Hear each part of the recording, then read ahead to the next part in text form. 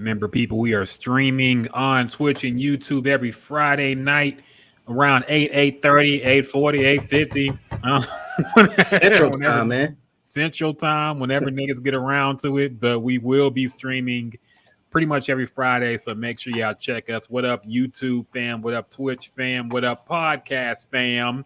To another exciting edition of Jay Prince. When people know what they're listening to. We are back at it. Another jam-packed episode. We are on the eve of the Beyonce album dropping.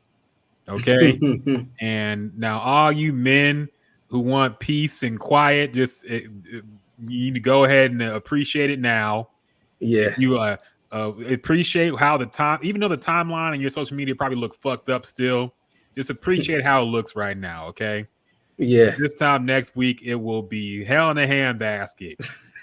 A lot of hot takes, a lot of Twitter threads, a lot of think pieces. Yeah, I know a lot of people gonna feel like, oh, it's just a regular day. Nope, it's Beyonce Day. Happy Beyonce Day. It is Beyonce Day. It's gonna be Beyonce month. Probably the rest of the year gonna be Beyonce year. Yeah, just like that one Super Bowl. I don't even know what Super Bowl it was, but it was the Beyonce show. It was. I don't even remember who played. I just remember Beyonce did the halftime show. Yeah, that's all. That's all that matters. Yep.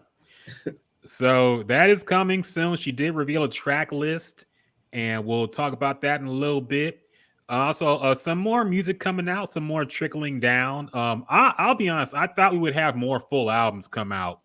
Maybe they just said, "Fuck it, we'll wait another few months until after this Beyonce album clear out a little bit." And then drop our shit. But we do have some new music to talk about. Some new things, of course, all the topics and all that shit going on as well. But first off, quick check-in, Figgy. How you been doing, man? I see you repping the Springer things. Yeah. Springer things, not bad. Yeah, that's one of my favorite shirts. He don't play for the Astros no more, but it's like a good fitting shirt. Like it feels. Now you ain't a fake fan since you've actually seen Stranger Things, so you can actually, the reference makes sense now. Yeah. So I've been watching I watched Stranger Things when it first dropped. I watched it consistently for the first 2 seasons. After that, I'm like, all right, I ain't about to keep going through this. like shows like that, they got to keep adding to it. And it's like, what more can you fucking add to a show like this? And after a while, you know how it is when, they finish a storyline and then something else happened. And it's like, all right, y'all clearly running out of ideas. It's time to end it. So, but I finished this up. I'm on the last episode. The last episode is like a damn movie. It's 2 hours and 30 minutes. I'm like, man, I lightweight don't even want to watch the last episode. It's so damn long. That's a damn Avengers movie. Mm-hmm. So, but I'm up there, man. I'm up there. All right. Yeah, man. My problem with shows like Stranger Things is like, I don't like shows that where like nobody ever dies and the cast keeps getting bigger and bigger. And that's one of them shows, man. It's like it's supposed to be like a horror, scary shit, but nobody ever fucking dies. And they keep adding more and more cast members every season. So now the cast is like 12, 13 kids up in that bitch now. So I'm like, man. But I've heard good things about it. I stopped around like 1 or 2 as well. I just never picked it back up. But yeah, I've heard good things. So yeah, it's okay. I could see why that type of show have a cult fan base. Yeah. Because it's retro, it's straight 80s, and it's kind of like hipsterish a little bit. Yeah. And I would say I'm not really into the aliens and the UFO type of shows or movies, but this one is easy to get into. Anybody can get into it, so you don't have to be a nerd or a geek to understand this. Speaking of UFOs and shit. The new Jordan Peele movie is now out. The Nope movie. I haven't seen it yet. You haven't seen it yet either, have you? Nah. I've heard mixed things, man. I've heard people say it was pretty good. I've heard people say it was disappointing. I've heard the general consensus seems to be it's better than Us, but it's not as good as Get Out. Okay. But I'm gonna check it out, man. I'm gonna check it out. I don't Yeah. know if I'll go to the theater for it yet, but I'll check it out. To be honest, I wasn't sold on it at all up Yeah. until I started watching. The more I started watching Stranger Things, the more I'm like, okay, that don't look too bad. But I'm just not interested in movies like that, man. And we had the Jordan Peele conversation. We probably gonna dip into it again Mhm. because the star of that damn show talked about how he coming up with I guess a dark version of Barney. Yeah. So Yeah. I'll probably have a little rant about that toward later in the show. But yeah, I'm more on board with seeing this movie now. But I don't know if I'm gonna go in the theater, man. I might have to have a bored day where I'm like, hey, let's just get out the house. Let's go see Yeah. this movie. Yeah, man. I'm reluctant to go to a theater unless because every time people have hyped up some theater shit, it hasn't been worth it for me. The last time I really enjoyed being in a theater, it was damn near empty. It was me and my mom and we went to go see Godfather 1. Oh damn. Yeah. But everything else has been man, I could have waited for this shit to be on fucking Hulu or Netflix. So I might just wait for it. But yeah, I'm sure it's gonna have a big weekend. What up, Tab? We see you in the comments as well. Tab joining us on YouTube, man. What up, Tab? Tab also confirmed to me because we had a conversation last podcast about is there any white people music anymore?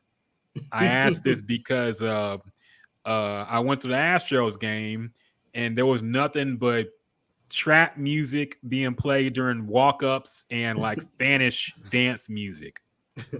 And there's no black people on the Astros team. There's only white people and Dominicans. So I was wondering, what do young white people listen to? Is it only rap? And Tab confirmed. Tab, our day one supporter and listener, and also a fellow of our white brother, did confirm that there's no more white people music for the new generation. It's all rap. So yeah, damn, man, that's crazy. See, I be listening. I listen to stuff that could be considered white boy music or white people me music. too, man. Like you got some of the hipster bands and stuff like that.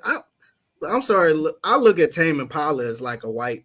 Yeah, people. no, definitely.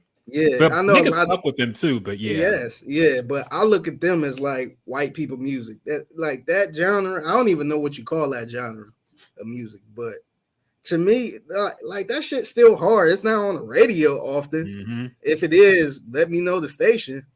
But yeah, sometimes I'll be in that mode where I'll be listening to that type of shit, and I'll be in a better place, man. I hate to say it like that, but it kind of put me in a better mood. We, me and my wife be in the car. We don't be sitting there like, turn this off, or no, I don't like this song, and we be pretty much fighting over the radio at some point. And I never thought I'd be that way, but sometimes when you just listen to the radio and the same song come on, it's just like, all right, we just heard this and we didn't even get out the car yet, and it played again. So sometimes we be going back and forth with that, but I put on Pandora, put it on Tame Impala radio on Pandora, and shoot, be listening to all type of cool stuff where I'd be like, damn, who is this? Like, I'm gonna have to check they shit out. So it's out there, but I guess it's not as popular to play the Astros game or something.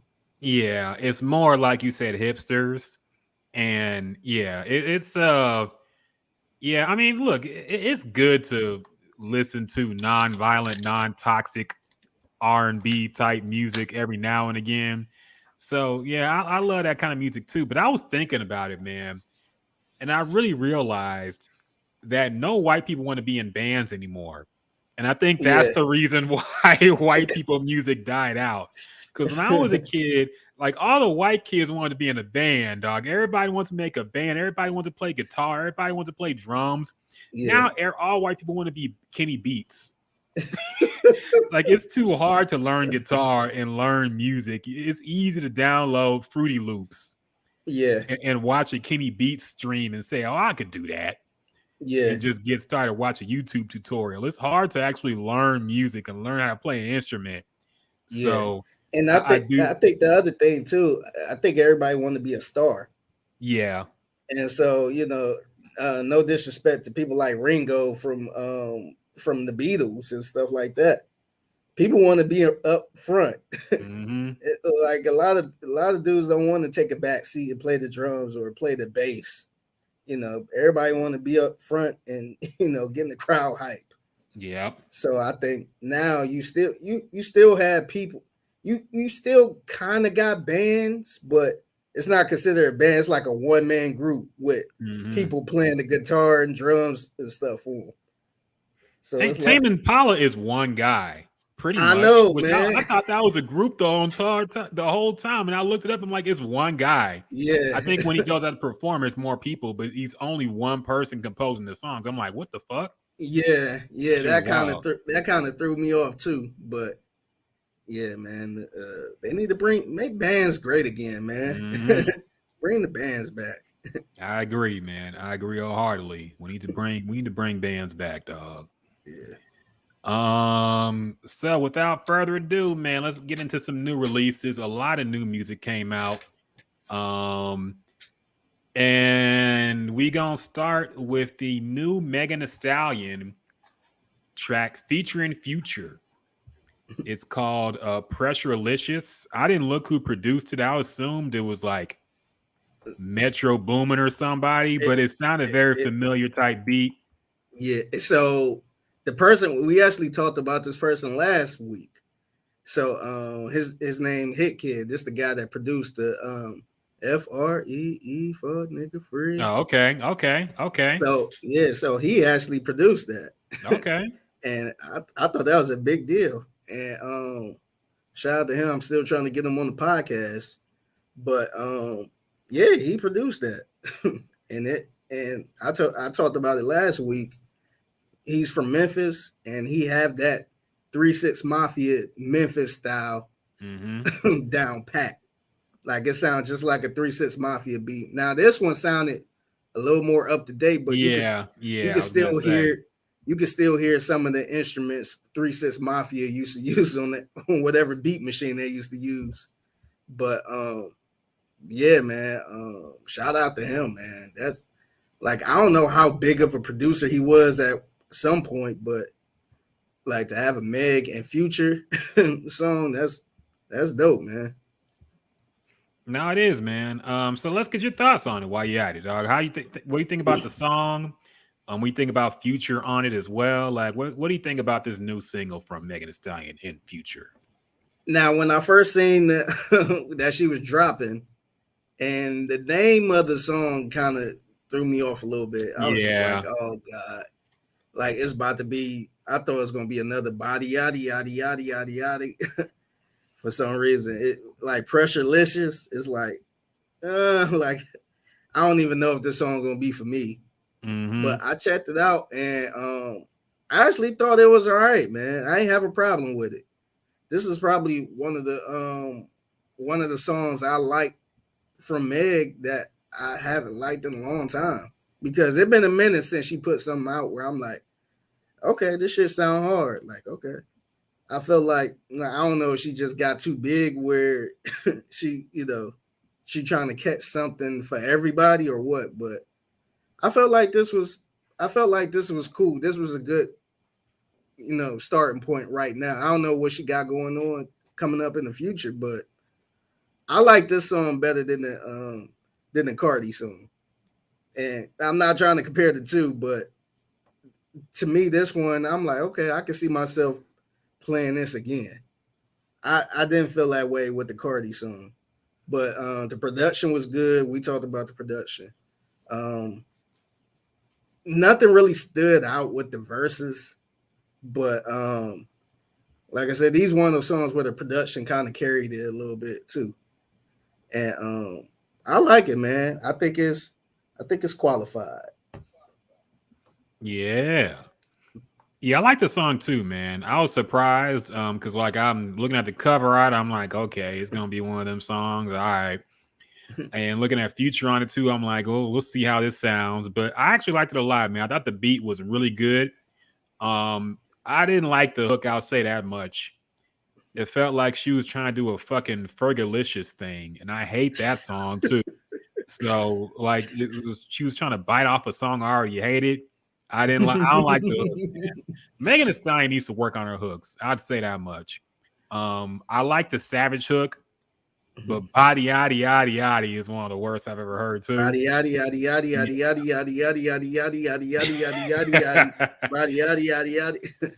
I feel like Megan needs to work on her hooks, man. She can kill a verse, and she's got hit songs out. But her hooks could use some work, man. I don't know. I don't know how you can improve that at this point, besides just getting some writers to help out. But yeah, I didn't like the hook here. The pressurelicious, Fergalicious. I didn't like it. But the song itself is good, man. I thought Future killed it too. I thought he came on the track with a crazy fucking flow, man. I was kind of hoping he'd maintain it throughout the whole song. He really didn't, but he came on killing the track, man. So yeah, it's good to hear a kind of motivated Future on the track. Megan Thee Stallion did her thing as well. I like the song, man. It's a good song. Gonna be a good summer bop. If niggas really dare to even be outside in this fucking crazy ass heat. Yeah, but yeah, it's a cool song, man. I enjoyed it, and I would say it's qualified as well. Yep. So moving on, we also have a new Lil Uzi Vert EP. I listened to some of this, but it was hard to find for me. Yeah, I didn't even know it was an EP. I heard one song, new song from Uzi. Like he dropped the whole thing on SoundCloud, and a few songs were put out on other streaming services, but it's not like collected together. So I listened to like 4 songs on Spotify and thought that was it. And then I looked it up on SoundCloud. There was a whole few other songs that I never even listened to. So I kind of skimmed through those. I like it, man. I like the song Space Cadet a lot. Some of these songs are old as hell. Songs that leaked or songs that he released snippets of and just didn't release for a while. So a lot of the fan base has already heard a lot of these songs already. But it's good to have them actually officially released. Always good to get new music from Lil Uzi Vert, man. I like Lil Uzi. Oh yeah, he's also changed his pronouns. He is now they, them, and is okay. Man, so I don't be paying attention to none of that. And usually whenever my wife gets some type of news, some pop culture news, she always try to tell me to see if I know it. It's like, oh, Lil Uzi changed his pronoun on social media. And mind you, she don't listen to Lil Uzi at all. I'm surprised she even knew who he was. And I was just like, really? I'm like, if that come across your timeline, like, that must be big news then. Like, how was that even news? And people apparently was talking about it, and he did. I mean, yeah, I was confused as to like, because look, you gotta forgive my ignorance, but I don't really know exactly what a lot of this shit mean. So I'm like, is this some kind of coming out the closet slightly? Because from what I understand, people who go by they, them are people who are kind of gender fluid. Yeah. Like one day you might feel more feminine, the other day you might feel more masculine. You don't like putting a label on your gender. You're just they, them. Yeah. So, or sometimes you don't go by male or female. Yeah. So I'm wondering if this is like him kind of admitting he's bisexual without saying he's bisexual. I don't know. I don't really give a shit, but I'm just wondering exactly what it means that he came out with they, them pronouns. Because I don't know, man. Yeah, I have no clue, man. And I see some people that have that too. Sometimes some people do it to support somebody they know. And I don't know. I really don't get it. I still don't really understand it. I guess it's like I understand the purpose of it. I don't understand it broadcasting on social media. Yeah. Like they, them, he, him, she, her. Like I don't really get it. Like why do I have to put it on mine and say he, him? Like the worst thing is whenever you talk about this person on social media, somebody gonna clown in your comments if you say Lil Uzi killed this shit. He's really killing the game right now. Somebody will jump in your comments and say they are killing it right now. Yeah. Respect the pronouns. Like, Yeah. nigga, what? We got the pronoun police on Twitter. Yeah. So, and it's a nightmare too, because teachers. That's oh yeah, I know it's bad. That's technically incorrect. Yeah. You know what I mean? They is a group of people. How do you teach English to Spanish people? Yeah. They could be a group of people or one person. Yeah. Okay. That don't even make sense. Right. But we I don't know. Ain't it's crazy how a lot of shit has changed since we were younger? Even the way you do math. Remember, please excuse my dear Aunt Sally. Yeah. And now that I heard they don't even do that anymore. Like the way you work a math problem out, it's just left or right. It's completely different. Like that's why I always think that shit is bullshit, because they could just up and change it now after they taught for years how to do it. Yeah. And now all of a sudden the way we've been taught for over 50, 60, 70 years is wrong.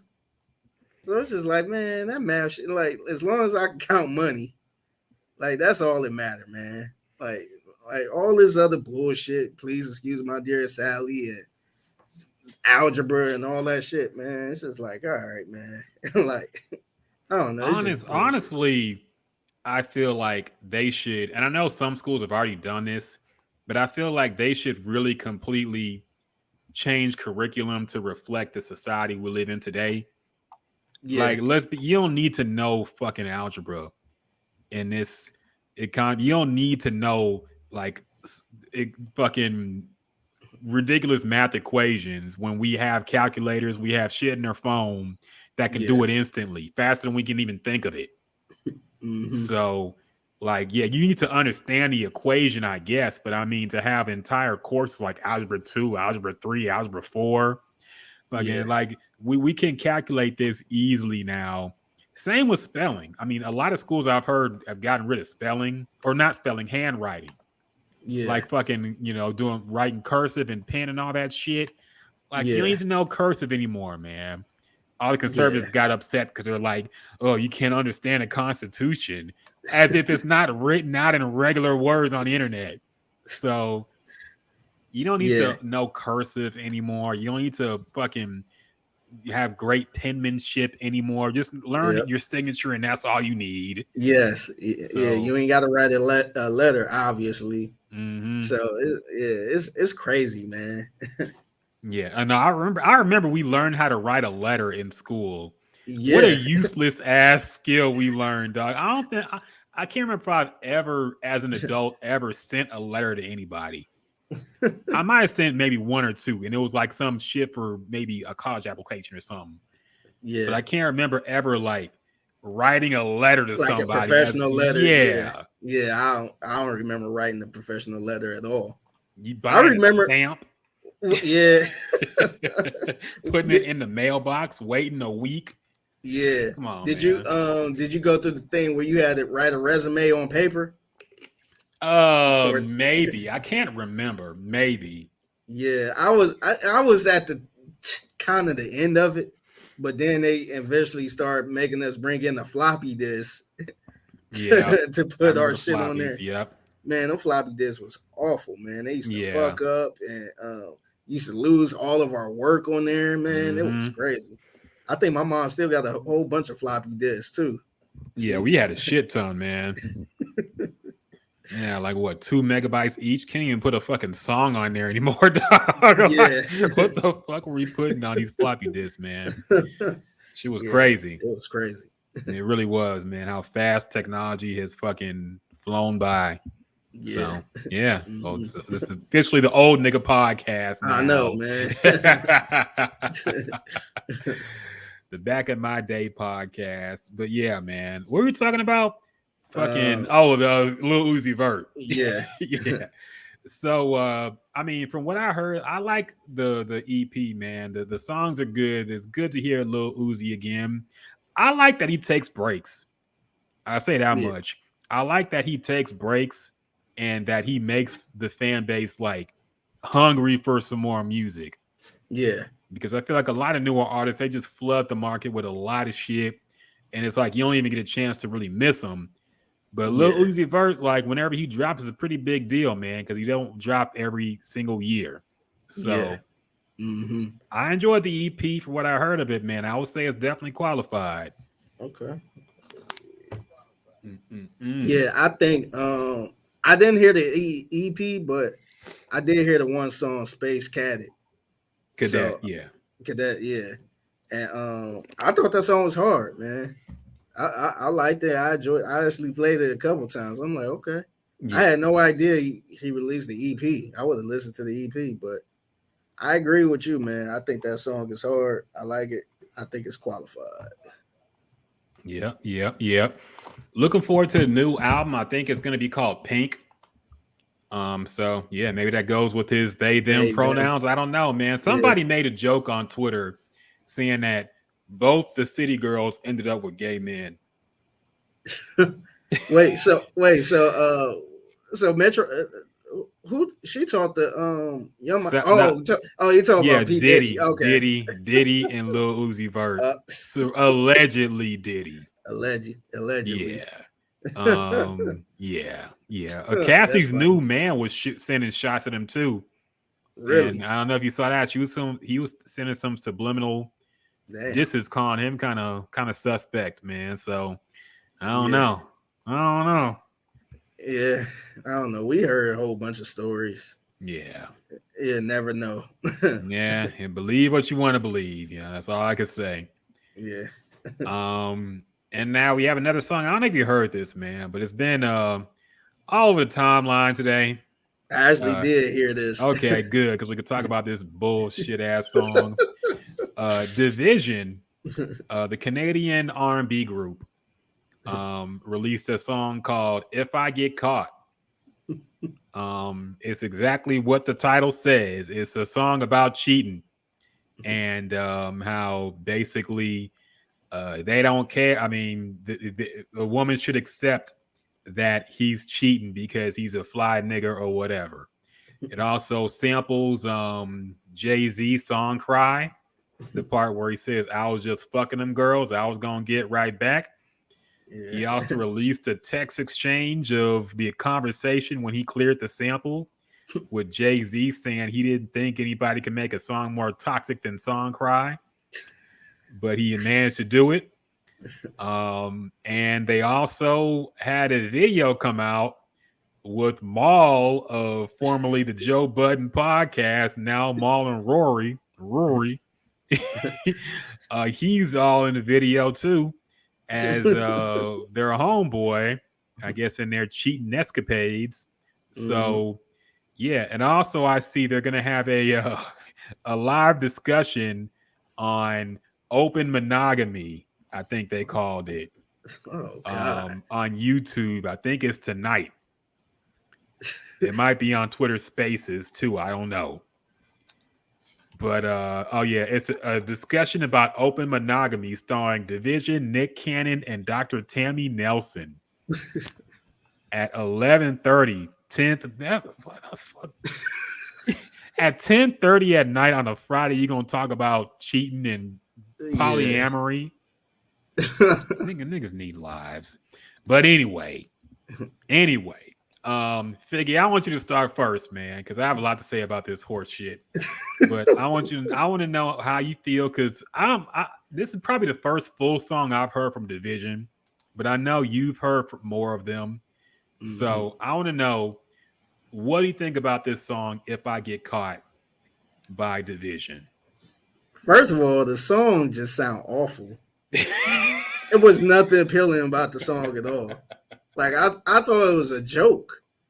And when they released the little snippet, I'm thinking like, okay, because I heard so much about Division, how they're a good R&B group or whatever it is. But this song, man, they was getting what'd you say, quoted or whatever the phrase people be using now whenever they quote tweet the shit out your tweet. Yeah. Ratio. Yeah. It was getting ratio. So I'm like, damn. Like I start looking through the quotes the quote tweets, I'm like, damn, I see nothing good about this song at all. And so I actually went to listen to the whole thing. I ain't just listen to the snippet. I know you could get fooled by the snippet.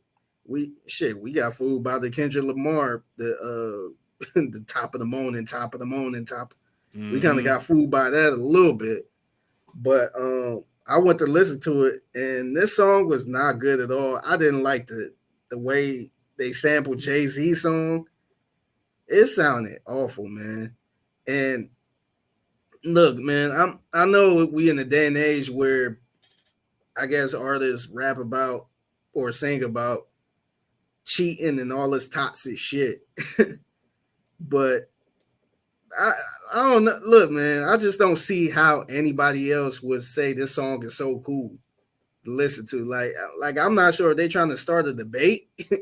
If this something they're trying to start like a little Twitter war or something like that. But I just don't see the appeal of listening to this song on my own time. I feel like the only time I listen to this song is just to discuss it. Maybe discuss it with a woman or something, how she feel about it.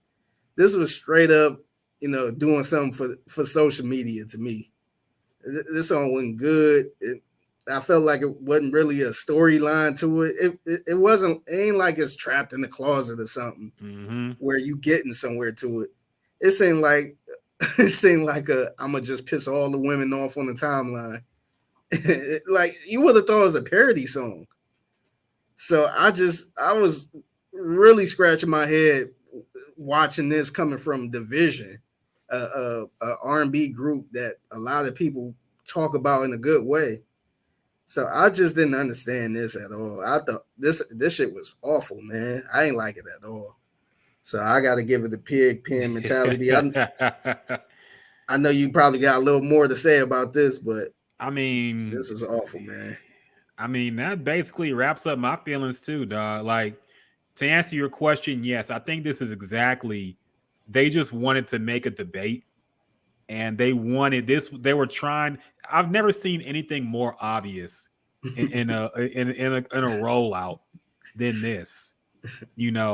First using the song. Look, I looked up this. They put out Instagram post, and this is like the day the song came out.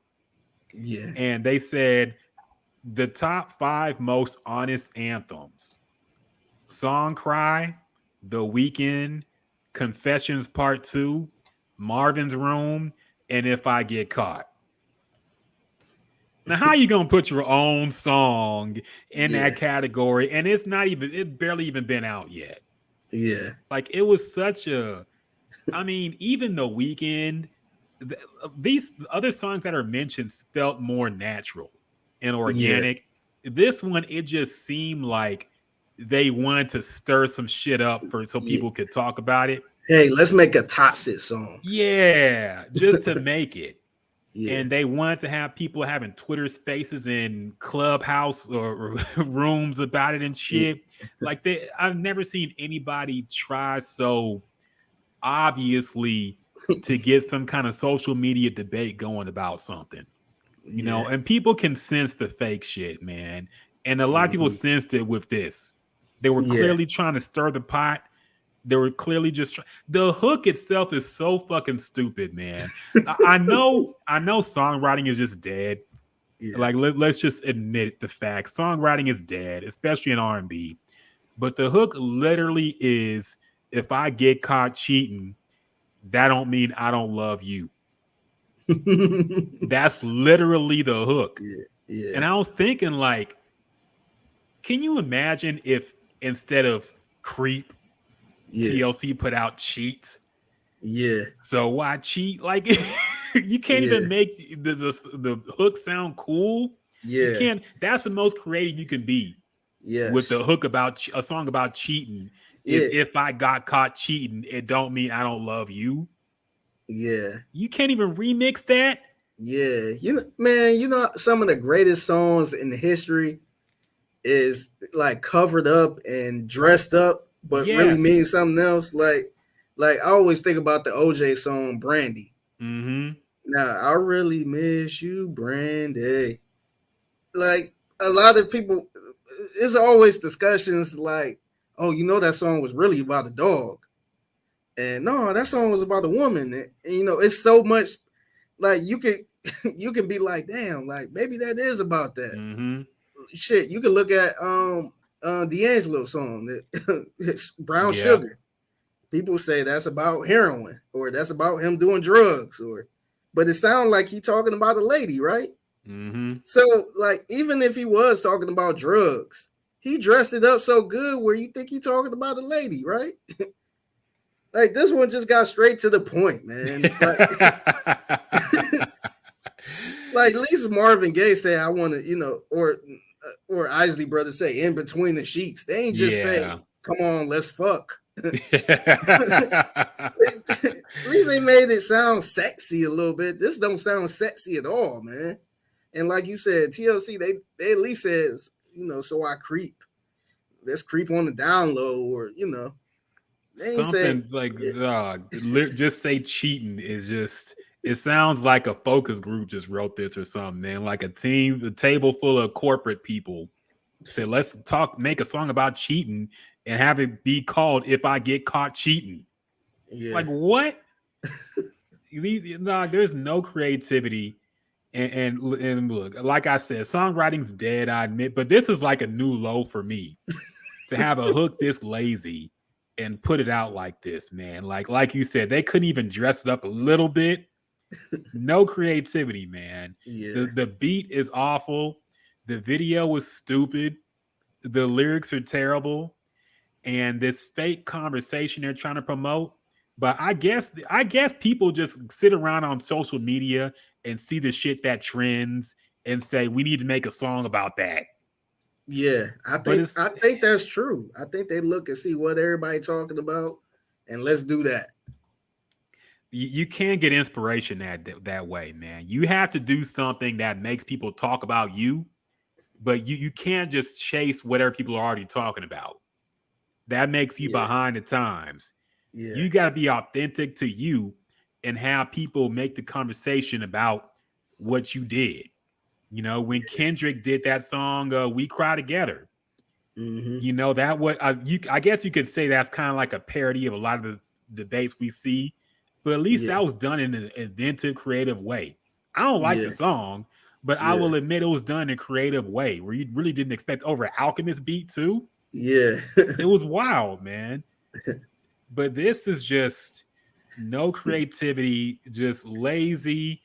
Like I said, this is my first real attempt at checking out Division, and I don't want to hear them ever again. Like, get these niggas out of here, dog.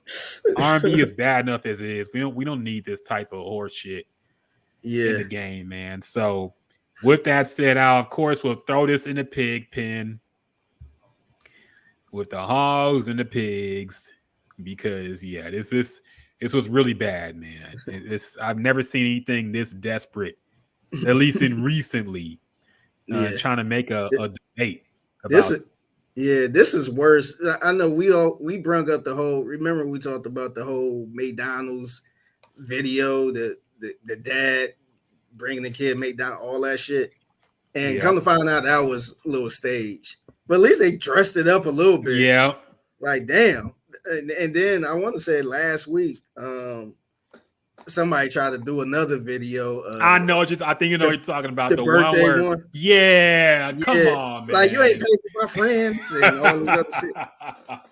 It's just, I retweeted somebody who I wish I could find it, but it was just like, I think this is the government trying to create black people to argue on Twitter for a couple weeks. Yeah. And like it was that obvious. Like, come on, man. Like it didn't make no sense. You could tell she was like, "Hey, let's do a video real quick and act like you ain't pay for my friends or something." She's like, "Man, get your ass out of here." To me, that was worse than that. The song was worse than that. You have to make it somewhat realistic. Yeah, you can't act like what he's talking about in this song is applicable to most people, man. Come on now. Yeah. Niggas, even if they think in their head, they ain't never gonna say out loud, it don't matter if I cheat. You should be cool with it. Like regular people don't live in that world, man. Come on, dog. Yes. And the same shit that birthday, yeah, I saw that shit. That was the acting was just bad too. That's It what really was killed it it. was awful, man. The acting was bad, man. You could tell the girl was ready to laugh. It's just like, all right, man. You ain't gonna pay for all of my 15 friends. Yeah, that acting was really bad, man. But the McDonald's one was believable. I'll say that much. Yeah, but man, because that actually been a discussion before. Yeah, and that happens. Sadly, that is a discussion that happens frequently. Yes. I know a bunch of situations where, the mama said, "Don't come over here if you ain't, bringing, my other 2 kids something." And then the same thing with Christmas. There's always a conversation around Christmas. Yeah. Hey, I'm buying my son a PS5, and no, you can't let the other kids play it. All that bullshit, or you can't open it in front of the kids, and all that other, like, that's always a conversation. But the whole paying for a dinner, 15 girls and dinner and all that shit, like that shit looks so fake. I'm like, all right. Like, y'all need to be more original, man. Yeah. I mean, this is what happens when you live your life on social media, man. You think this shit is really how people live. And that's when you make the content and it's all fucked up because nobody believes it. Yeah. But, yeah, man. So, I mean, that song is what it is. Hopefully it doesn't get any kind of radio play. It dies out pretty quickly. Yeah.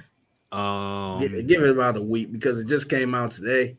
Yeah. Give it about a week while everybody discuss this on social media. And I hope nobody shows up in that fucking YouTube or whatever they're doing tonight, man. I think it's tonight. Yeah. But I hope nobody shows up except for the obvious label plants or whoever's up in there. Like, man, nobody actually wants to have that discussion, dog. Come on, man. Yeah, how about the low? And also, that's so low hanging fruit. Mm-hmm. Like to pick an argument. All you gotta do is say, "Oh, let's talk about monogamy and cheating." Yeah. Like, all right, man. And the sidebar, dog, you're not going to be able to sell people on this polyamory, like fucking multiple people fucking at the same time. I've seen a lot of people talk about this on social media, and dog, you can't sell regular people on this shit. No, man. not in the United States. Try. Yes. It's impossible, man. I actually I was taking a college course a couple years ago before I moved here, and somebody I was sitting next to, I don't even know how it came up, but his parents was like that. He was from Africa or something, but his dad had multiple, wives, and the first, like, every black woman in, I couldn't do that. Nope, I couldn't do that. That was the first thing they said. And once he explained it a little bit, it made sense because he was like, it's not, it's not really like that. It's not like, oh, I get to go with any woman I want type thing. It was more of an agreement. The way he explained it, I'm like, okay, I could kind of see that, but the women was like, yeah, nah, I'm not. Look, I'm not rolling with that. So I don't understand how people keep trying to, like, get us to, agree with that shit. Like, I don't care. No, I don't really care, but it seems like people trying to normalize it here. No, yeah, they definitely are, man. And to me, that's something that can't be really normalized. Like, you just can't, man. Yeah, I mean, unless it's a religious thing, which I know Mormons are down with that, or if a dude just has a lot of money, of course he's gonna have a bunch of women who's probably gonna be cool. Fucking what's his name? That nigga that Drake made a song about, that basketball player. What's his name? Shit. 6 Man. Like, what's that dude's name? I fucking forgot, man. Now I gotta look that shit up. Yeah, Drake. 6 Man NBA. What was that? Lou Williams. That's right. Lou Williams. Oh, okay. Who had like 2 girlfriends who were cool with it. Yeah. But he was also a millionaire NBA player. Yeah. So us regular niggas ain't gonna be able to do that shit, man. It's hard to afford one woman. Just imagine me like, hey, like, we should do this monogamy shit. Like, nigga, if you don't get your ass out of here, like, So get the I've fuck seen out of these here. TikToks that some white women make about like all the people she fucks and all the people her husband fucks. And I'm like, how do you not fucking disgusted coming home to bed with somebody who done been fucked up with some stranger Yeah, who knows what they got, dog? Like, nigga, yeah, no, man. This shit, y'all ain't yeah, gonna be able to sell us on this nasty ass lifestyle, man. Like, fucking, I'm looking for one. I want to put my dick in fucking barely anything at this point, dog. yeah, One person that I know is clean, and that's it. yeah, Cause I ain't taking no more chances. I ain't 20 no more, man. yeah. I'm kind of glad I'm out the game, to be honest, man, Yeah. because it's totally different. You got the like I was talking to somebody. I'm like, man, because I was out the game by the time Bumble and all that shit came out, Tinder and all that. But I'm like, man, you couldn't pay me to be single right now. It looked awful, man. No, it's a hellscape, man. Like I don't know.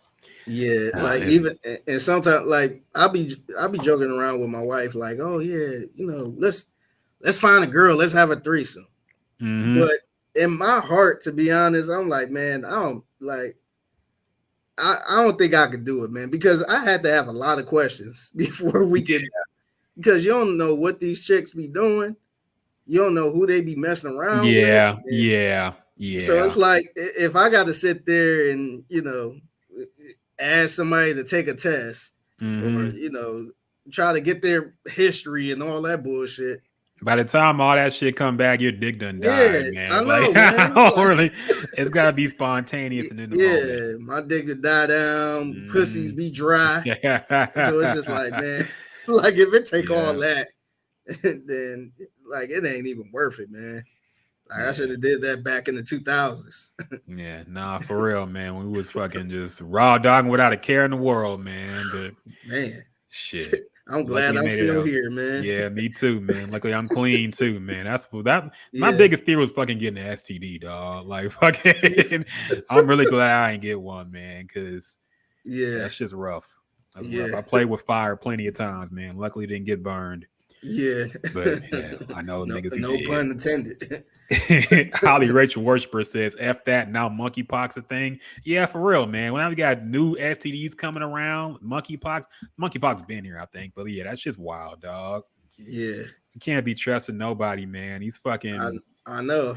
It's at least in the 90s, there was like a movement to wrap it up in safe sex. They were saying safe sex in songs. Remember LL Cool J said in doing it, safe sex in it.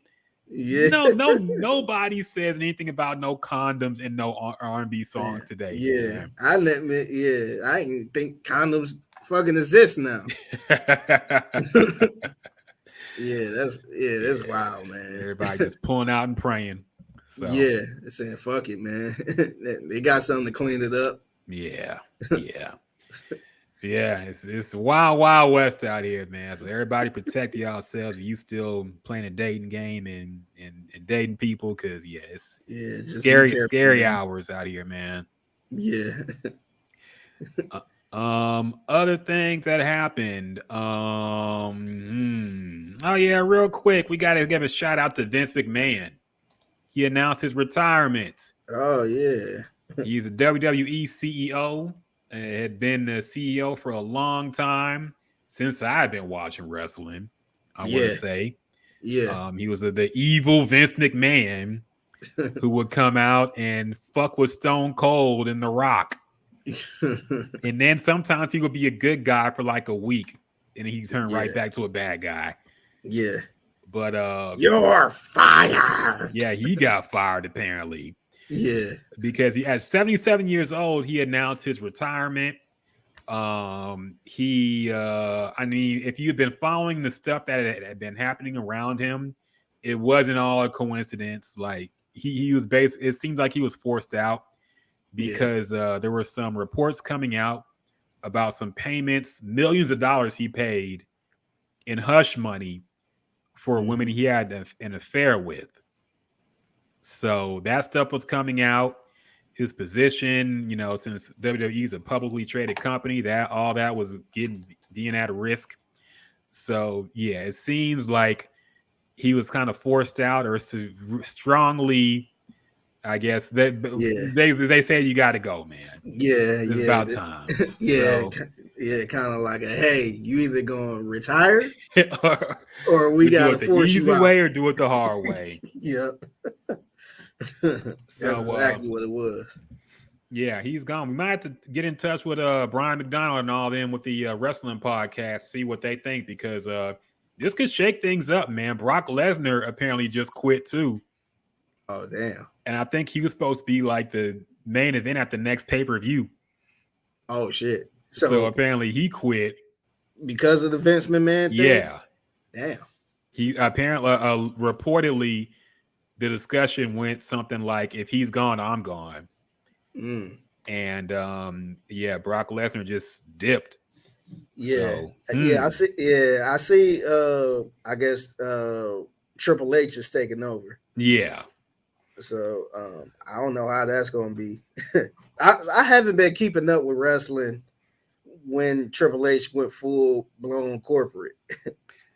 Well, he had been running NXT, which is like, I don't want to say like the G League, but like the minor league before people go up to like Monday Night Raw and shit. Yeah. Their NXT is like a whole independent thing of everything else, where the newer wrestlers or people coming from other divisions or companies, they go to NXT, have a little run, get a little fan base, and then go to the main roster. And he was ahead of that. And that was actually really good for a while. That was like almost old school type WWF type shit. Damn. Where the new stuff was like, fuck. Like some stuff was good, a lot of it was bad and corny and cheesy, because Vince McMahon was running all that. But Triple H, who's younger and understands a little bit more about the business at this point, he was running NXT. But I think Stephanie and some guy named Nick Khan are going to be co-CEOs of the company now, apparently. Nick Khan, is that not Tony Khan, not the guy from AEW? I was confused too. I was like, wait a minute, what? Yeah, I know Tony. Yeah, Tony Khan's son is doing this thing. Yeah, and doing a damn good job, to be honest. Yeah, no, he is. Yeah. But the no relation with him and Jaguars owner, who also owns AEW. So Hollywood Worshipper asked, what happened to Sasha Banks? Apparently she has been, I don't really know for sure. I've heard she's been released, but it's not super official. But she was beefing with WWE. Apparently her and I want to say Naomi or somebody else. Yeah, it was over some tag team championship. Yeah, they didn't like how the booking was going. Yeah. And they basically walked out of a live show. Yeah. And they left their belts. Yep. And they said it was done. Yeah. And that pissed off a lot of people. And Sasha Banks, I don't know what she's doing. I don't know what's happening. I've heard lawyers are involved in trying to get her released, but I think the company was trying to keep her for a while, and I don't know what's happening with her. It's kind of a weird situation because usually, they cut bait with somebody if they want them gone.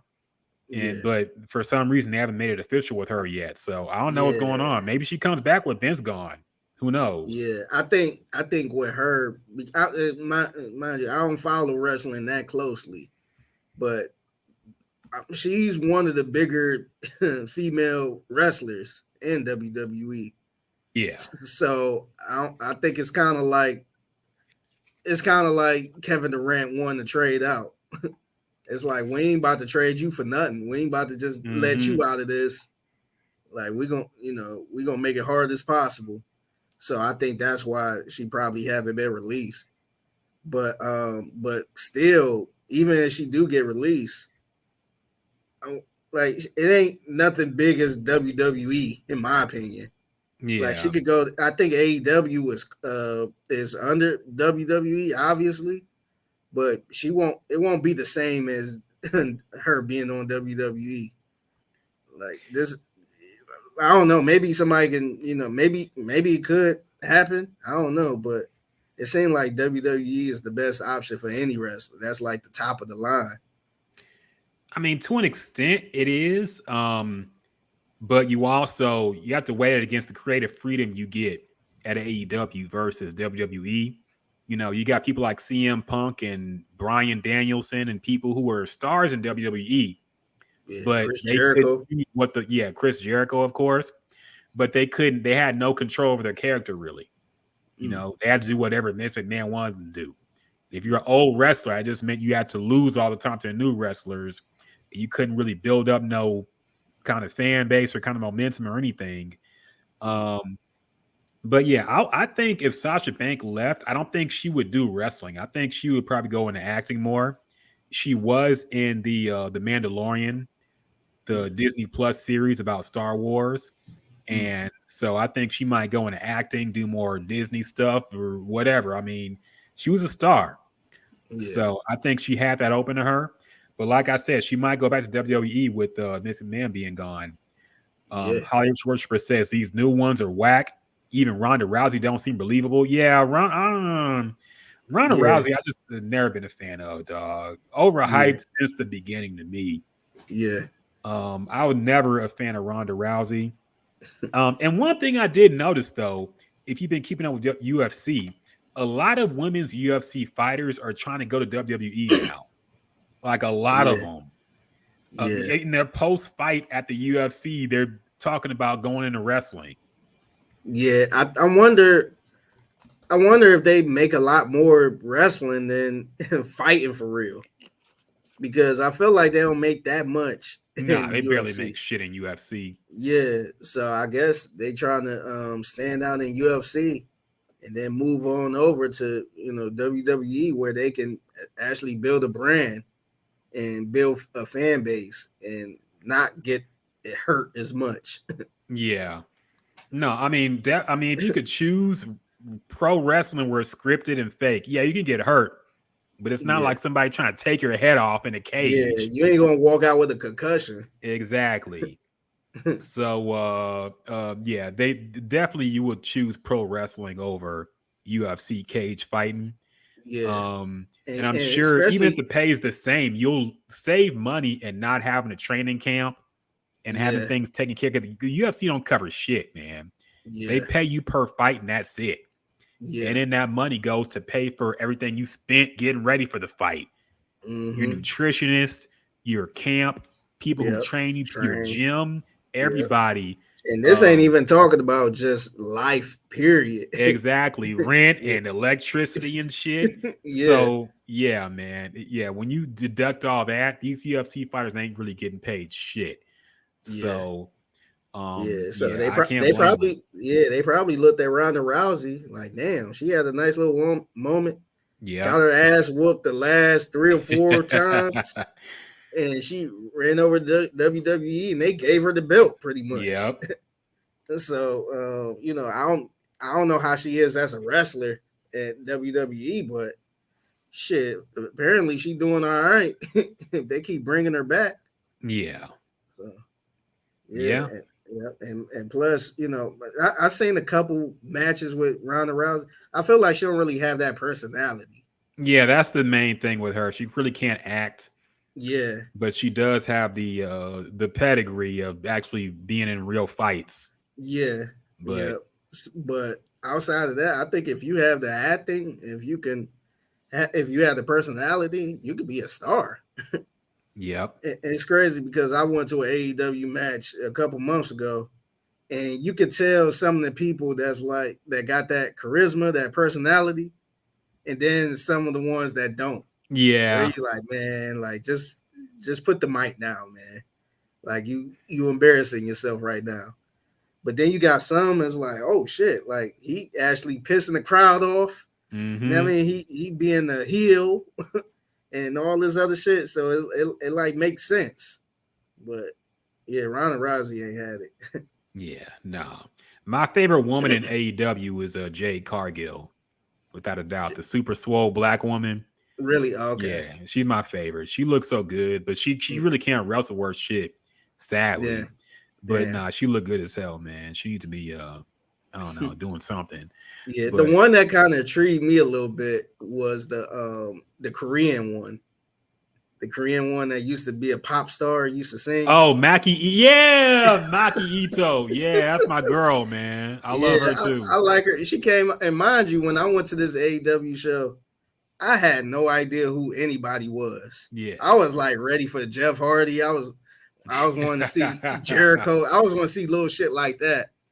But she came out and she was like fucking entertaining, man. Mm-hmm. Like she was funny. She was entertaining. She was wrestling her ass off.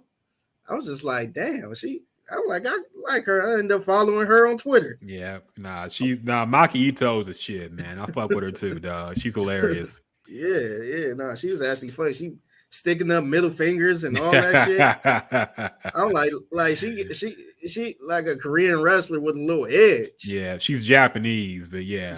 She's Japanese. Okay, yeah. I thought she was Korean. Okay, yeah, but yeah, I like her, man. I became a fan that night. Yeah, she's dope. Yeah, I was upset because I didn't know she was gonna be there. She was a surprise. I'm like, man, if I knew she was gonna be there, I might have fucking tried to get tickets, dog. But yeah, that shit was dope.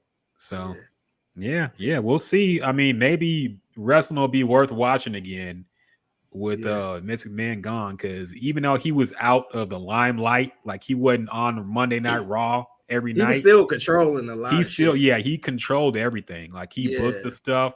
He said who was going over. Yeah, he was so much into it. He was actually in the headsets. Yeah, telling people what to say. Yeah, every single night. So he was, even though you didn't see him, he was there. He was controlling a lot of shit. Yeah. So you should see a big difference, I guess, with WWE moving forward. Yeah, we'll see. It might be heating up like the old days, WCW versus WWF. AEW and WWE. So we'll see, man. Hopefully get the wars going again, dog. That shit was lit back in the day, man. Yeah.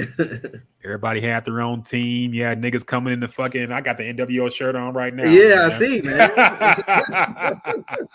Yeah, man. I'm representing. Yeah, finally WCW wins. Vince McMahon's gone. But yeah, man. So I hope they bring that energy back, because we need that shit again. That shit was fire. Yeah. Other things that happened. You brought this up earlier, man, and I guess this is where film is going now. Daniel Kaluuya talked about making a movie about Barney, like a dark Barney movie. Yeah, Barney the dinosaur, by the way. And he said that he is still in development, but it will be much darker than expected. His quote says, "My last number of films have been so aligned to kind of what I stand for as a man. But there are a whole lot of things I do as a man. I love kids' films.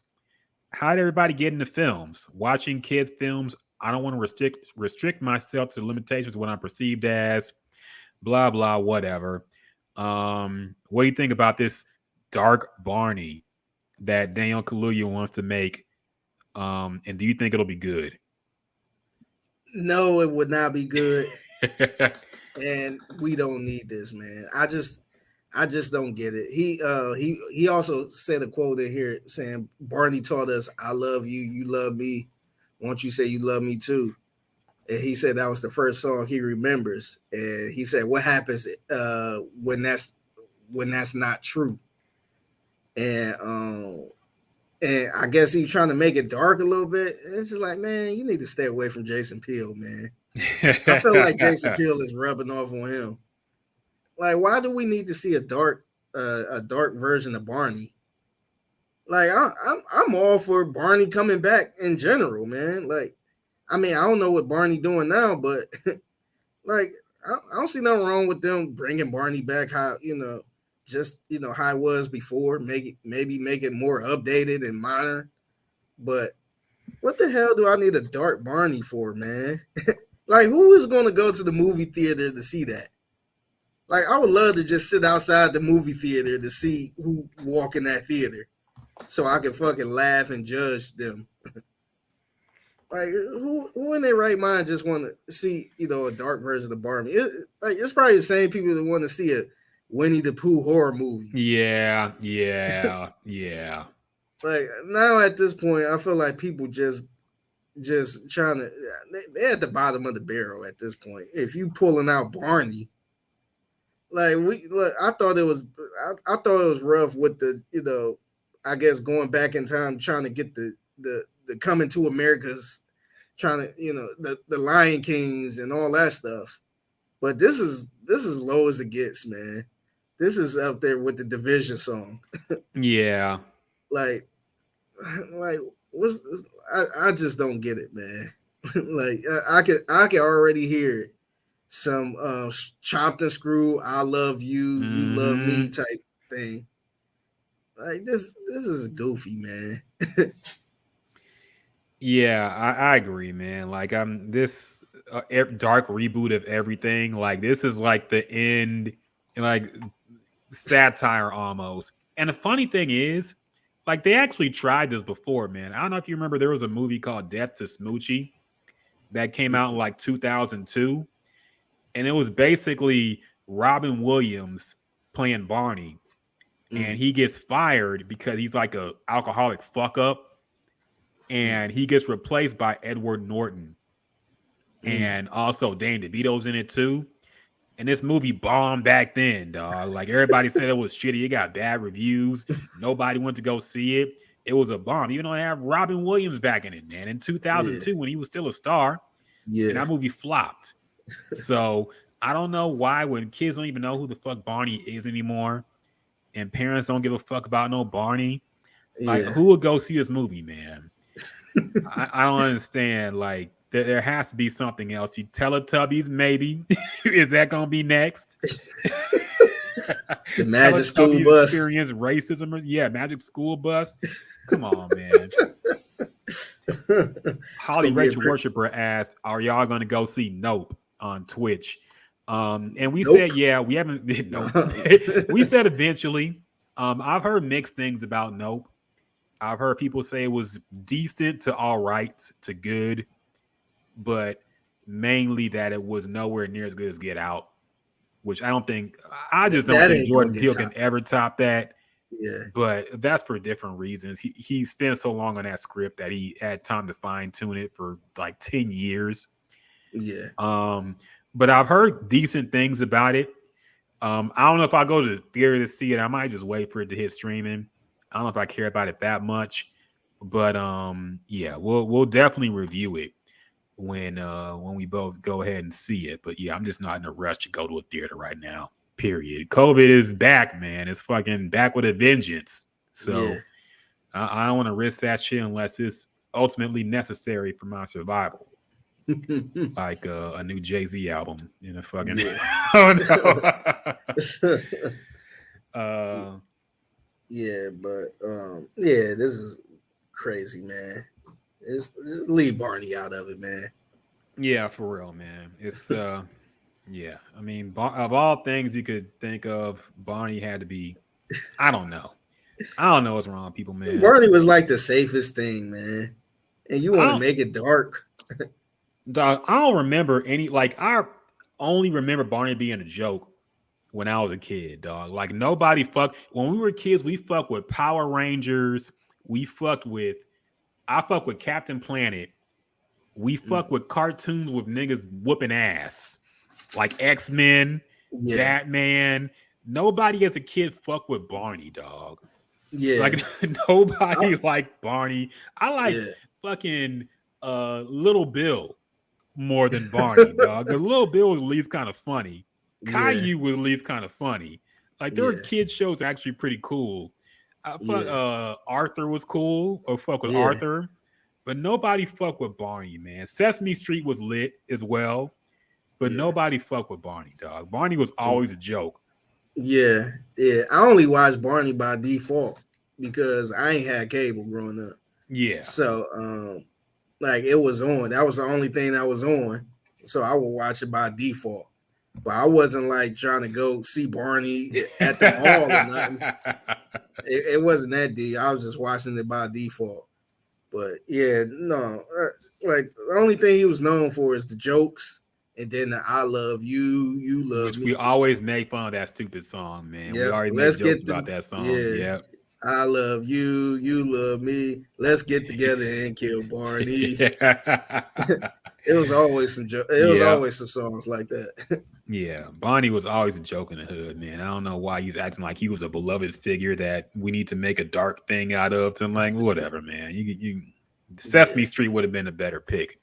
Speaking of Sesame Street, how do you feel about the controversy? I don't know if people have seen the viral videos of there was at least one I saw at first of Rosalina, I think her name is, somebody in a Rosalina Sesame Street puppet suit walking down, high-fiving some people of Caucasian persuasion, but then apparently blatantly ignoring two black kids who were waving and trying to get a high five.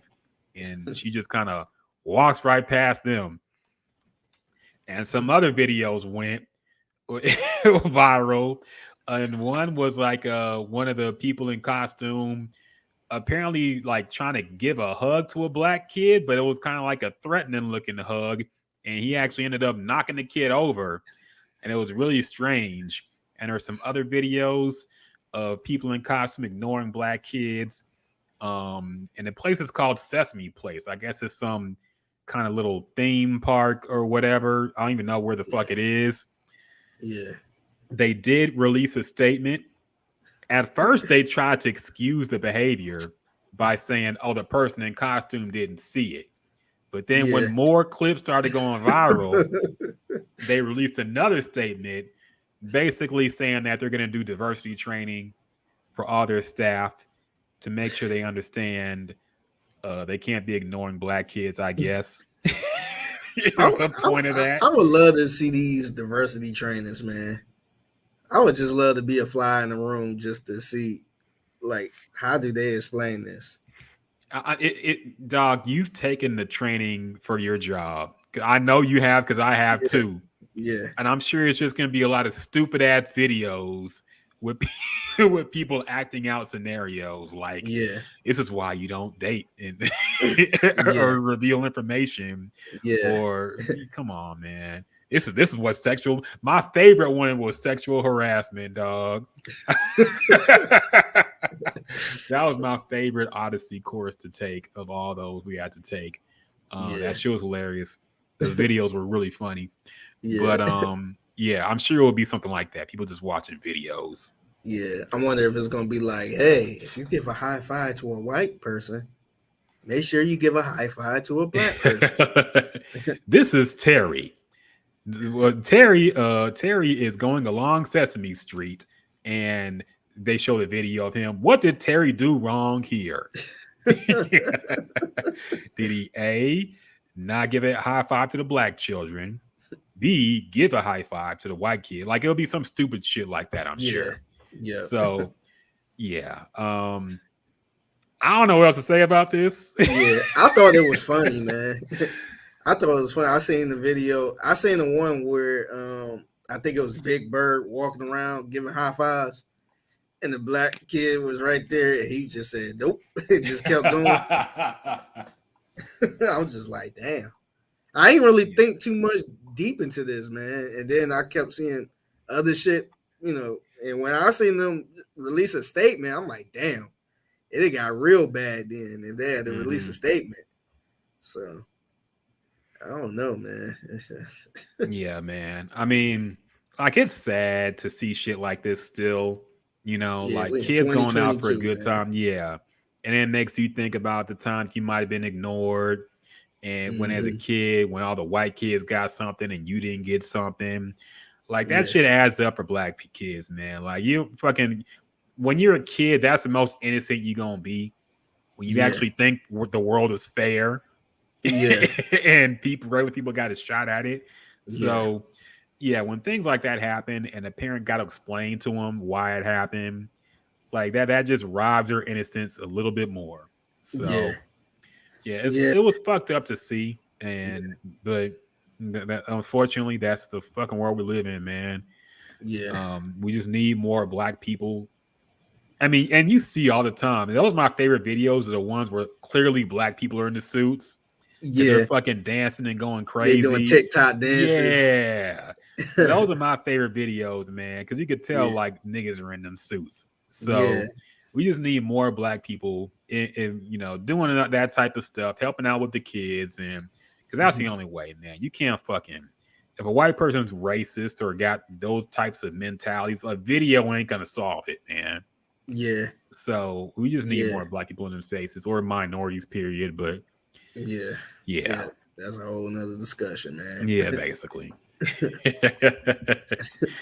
I'm also sure they're paying like fucking $9.50 an hour. So Yeah, probably niggas probably don't want to do that shit exactly. It's anyway. fucking hot outside. You wearing a suit Yeah, and a full body suit and you getting paid minimum wage. Yeah.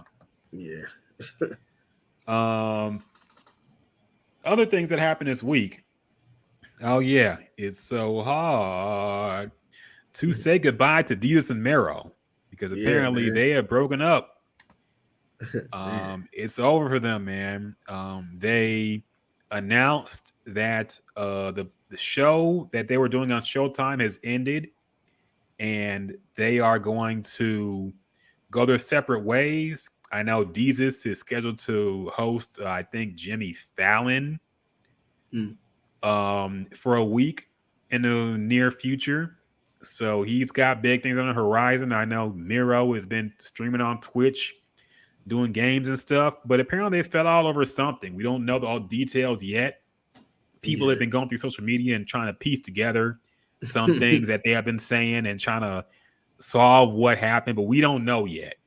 We Yeah. really just don't know. We know they fell out over something Yeah. and there's some kind of disagreement going on and their show is over. Yeah. So yeah, first the Fat Boys break up. I know. Everybody wake up. Yeah. Yeah. So how do you feel about the end of Desus and Mero? I mean, look, I gotta be honest, man. I wasn't really a huge fan of them. Yeah, same here. Like I didn't really keep up with them. I did respect how they came up, and two niggas, on the stage like Showtime. You know what I mean, I did respect that because I always look at us like, damn, we could probably do something like that. We can, eventually, expand and be, bigger than them because I feel like our shit is better than them. So yeah, I always looked at them. I'm like, damn, that's kind of dope. And that kind of inspired me to, keep going. But it sucked to see people break up like that, man. I hope it ain't nothing too bad that can't be repaired. But it sucked when you go through something like that. And I always I never want to go through anything like that where it's like, damn, we can't even do a show together. Mm-hmm. Like that's terrible, man. And but yeah, man, yeah, I hope whatever's going on, I hope they eventually work it out because they had a loyal fan base. And I ain't think the fan base was that loyal like that, but once this news came out of nowhere, it hit my timeline heavy. So yeah, man, salute to them. I hope they patch things up. And side note, I seen Jason Whitlock. So I got Jason Whitlock blocked Mm-hmm. on Twitter. I was I tired. probably do too, I think. Yeah, I was just tired of seeing his stuff come across the timeline. But I ran across. I guess somebody tweeted a video. I guess he got a YouTube channel or something that he do, conservative talk or whatever. But he was pretty much shit. I guess he was pretty much shitting on him. And I didn't realize they had a beef like that. So I kind of went down a rabbit hole where it started. And apparently Desus and Mero was talking shit about Jason Whitlock, and he was kind of going back and forth too. But he ended up tweeting how people making a big deal about some dudes that ain't even that funny. I was just like, damn. I'm like, like they beef was kind of real, I guess. Especially if he just coming out of nowhere to comment on that because he only be talking about politics and shit like that now. But for him to step out of his politics to talk about that, I'm just like, damn. But yeah, that was just a little side note. But I hope they patch things up. Yeah. They also have beef with academics, and somebody made the joke that academics has outlasted all of his enemies now, Uh, basically, because first Maul and Rory, who really didn't like academics, then they broke up with Joe Budden, and now Desus and Mero are broken up. I mean, they'll be fine. I'm sure they'll have yeah, a they good had some careers by opportunities. themselves. Yeah, And yeah, I mean, once people change, they've been doing this for a long time. People grow up and change. Money changes people, so it is what it is. I'll agree, dog. I never thought they were that funny. One of my friends is like a big fan of theirs, and every time I went to go see him, he would try to put that shit on. I just wouldn't laugh, man. Like yeah, some of their shit was okay, but it was like internet jokes, man. yeah, They would tell jokes that sound good in a tweet, but when you see it on TV, it's like, they yeah. don't really hit the same, Yeah, man. it really wasn't fun. Just imagine if we did a show and we just put a picture up to somebody. Hey man, look at his face. He got a Yeah. look at that, man. He look like look at his lips, look like a Snickers. Yeah. It seemed like that was all they did. Basically, yeah. So I ain't really, I feel like they never really gave me content. Yeah. So And their whole stick of being like super New York dudes, yeah. which is like, I mean, I guess that's something new to people now because Mm-hmm. New York's been gentrified to hell and back. So you ain't got no authentic like New York people like that in the media no more.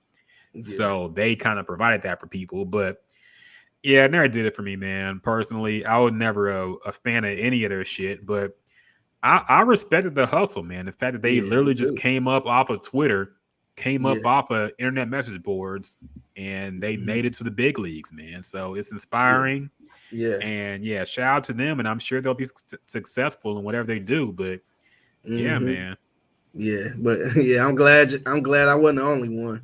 Yeah, no. Because And we definitely are, man. There's a group of people who don't really fuck with them. But yeah, I love the hustle. I never, talk bad about them or anything like that, but mhm. it just wasn't for me, man. I like people to give content. Yeah. And that's what I like about us. I feel like we give content. We can be funny and all that shit too, but like give some content. Yeah, Let me know what you think let's about putting a this. video up on that's been trending for fucking weeks and, Yeah. and making the same jokes we've already seen on Twitter about it. Yeah. It's like, man, that don't do nothing for me personally, dog. But Yeah. for people who ain't online like that, maybe they thought it was better. Maybe it was more Yeah. unique to them. But for Yeah. me, it's like, okay, I've seen better jokes about the same video already. So Yeah. I don't need to yeah, see a video of somebody joking on somebody. yeah, Like I don't even, to be honest, like I kind of draw a line with that with comedians when they, you could tell when they out of material when they start trying to talk shit about the crowd. And yeah, look at that man with the yeah, sweater, and like DL yeah. Hughley used to do that a lot. Where I was just like, man, it ain't even that I mean, funny. sometimes it can be done well. Sometimes it work. I think it work. Yeah, Yeah, I think it can't be your last resort. Like yeah, like some comedians, somebody might yell something and then they pick it up in the moment. I mean, like, who you talking to? You out here looking like blah blah blah. Like stuff like that, I'm fine with. But when you try to do what D.L. Hughley was doing, like look at that Charlie Brown sweater. What was that? yeah, yeah. It's just like, all right, It's man. got to be organic. It can't be Yes, just you looking at somebody to pick on. yes, That's just corny to me. But yeah, it's got to be more organic than that. But yeah, I mean that's kind of what they were. And yeah, it is what it is. But they'll be fine. I'm sure they've got plenty of things lined up. Desus, especially people called him Hollywood Desus before this even happened. So I'm sure he's yeah, gonna be at the fucking Rock Nation brunch now. Maybe, who knows? They've been trying yeah. to get in that shit for They, forever. So they'll get another show. Somebody yeah, gonna have them host something. So I mean separately maybe. yeah, I'm guessing they got beef now, but yeah, they'll be fine. They'll get their yeah. own little things going on. So Mm-hmm. other things that happened this week. A Chris Brown meet and greet tickets are $1,000. Oh, Jasmine gonna be fucking. Is she asking people for money yet? Is she okay? I meant to hit her up and see if would she pay $1,000 for a meet and greet. She 100% would, dog. Come on, man. Yeah, but to be honest, I seen a lot of people complaining about it, which was shocker, because $1,000 to me, $1,000 to meet Chris Brown, and I don't know if you've seen the pictures going around of him taking pictures with fans like prom style, and he was picking somebody up at one point. See, man, at least that's something. Like, yeah, come on, look at that. These are good pictures, man. That's worth $1,000 to me. Yeah.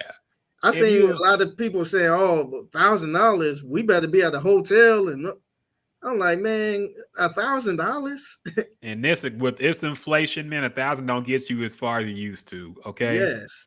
Like so, Chris Brown ain't about to meet you at the hotel for $1,000. Like, right. No, man. You got tickets for the OVO Fest going for $1,000, man. Okay. Yes. And that's just to be in the crowd with a bunch of sweaty niggas watching people perform. So, I mean, if you've been thirsting over Chris Brown your entire life and you got a chance to take some flicks with him and some good ones too, like, look, he's all hugged up on these women, man. You know they're so happy here. Yeah, if you're a real fan of Chris Brown, man, like $1,000 for those type of pictures is not bad. That's not bad. Look, he's all smiling, cheese up, hugged up on them. Yeah, come on, man. Have you been to a meet and greet before where niggas don't even want to touch you? Like, you can easily go to a Summer Walker meet and greet where she don't even want to touch you. Who would you pay $1,000 for a meet and greet? For a meet and greet? Oh shoot, man. I would pay, to be honest, I don't even know if I was gonna say Jay-Z, but I don't even know if I'd pay $1,000 for that. I would not pay for a meet and like for a picture, no. Yeah. Like I would think like a pre-pregnancy Rihanna, maybe. Yeah. Beyonce, definitely. Like if I could take pictures like what Chris Brown is taking with Beyonce and Rihanna, I would definitely pay $1,000 for them pictures, man. What about Nicki Minaj? I was just thinking random people. Like if I could grab the booty, I'd pay $1,000 probably, just so I could tell niggas how it feels. But I don't know. When I be thinking about meet and greets, I like to do something that stands out a little bit. Yeah. Like not a typical just hey arm around and just hey smile, that type of shit. I want to do some funny poses where it's just kind of open up the person a little bit. So if I could do that, I would love to do something with like Nicki Minaj or something funny with Cardi B, or I would like to do something like that, and I think that's well worth $1,000. If she was in that doggy style anaconda pose, and I could be over her, I would pay $1,000 for that for Nicki Minaj. But there's a few, but I don't know if I'd pay $1,000 to take a picture with a man. Yeah, I don't think so. I That's can't why I imagine said that. Yeah, I was trying to think of some of my favorite artists. Maybe some people who are super rare, like Michael Jordan. I would pay $1,000 for a picture of Michael Jordan because fucking nobody gets pictures with Michael Jordan, man. Yeah. So I would pay for that. What about this? Would you pay $1,000 to have a full blown picture with the whole Rockefeller team? Like if you could bring the Rockefeller team back? No, because I wouldn't want pictures with anybody but Jay-Z in that. Really? Oh, okay. No, I was just saying if you had a picture with the whole Rockefeller team, I think that's pretty rare. I mean, if you include like Cameron and all that, if you had Kanye, you had yeah. I thought you were talking about like fucking Memphis Bleak. If you're talking about like Kanye and Cameron, I would definitely pay $1,000 for that. If you had prime Rockefeller, yeah. Oh, definitely. Yeah, I think that'd be pretty. I think that'd be dope. Yeah. Yeah, no, I definitely would pay for that. What about Dipset? $1,000. Dipset today? Nah, not $1,000 for Dipset today. Nah, with Jewels and Missing T Santana and Cameron. Yeah, Freaky Zeke probably drunk and acting all crazy in the background. Yeah, I'm Nah, I'll keep. Yeah, I don't think I'll do it either, man. Plus, they lost the verses, man. I can't remember. Maybe I'll pay out for the lot. That's in the past, man. That's in the past. Would you take a picture with the whole locks? I mean, not the lots. I mean Wu-Tang with the whole Wu-Tang. Oh yeah, definitely. Because number one, is rare that they're even all together these days. Yeah. So if I could get everybody who's still alive in one picture, yeah, I'd definitely pay $1,000 for that. Yeah. Okay. So I guess there are a few we make exceptions for. Yeah, it gotta be like super rare though. Yeah, people who you don't see, or it's a rare event to even get a picture with them. Yeah, but yeah. So yeah, I don't see if people are complaining. $1,000 for a picture of Chris Brown ain't that bad, man. That's not bad at all, man. Jasmine would definitely pay that. We got to check on her. Wonder if she's got to GoFundMe up yet. Between the Travis Scott shoes that came out this morning and the fucking Chris Brown $1,000 picture, she about to be broke, man. She might be, man. I already see them Travis Scott's being resold for $1,000 plus.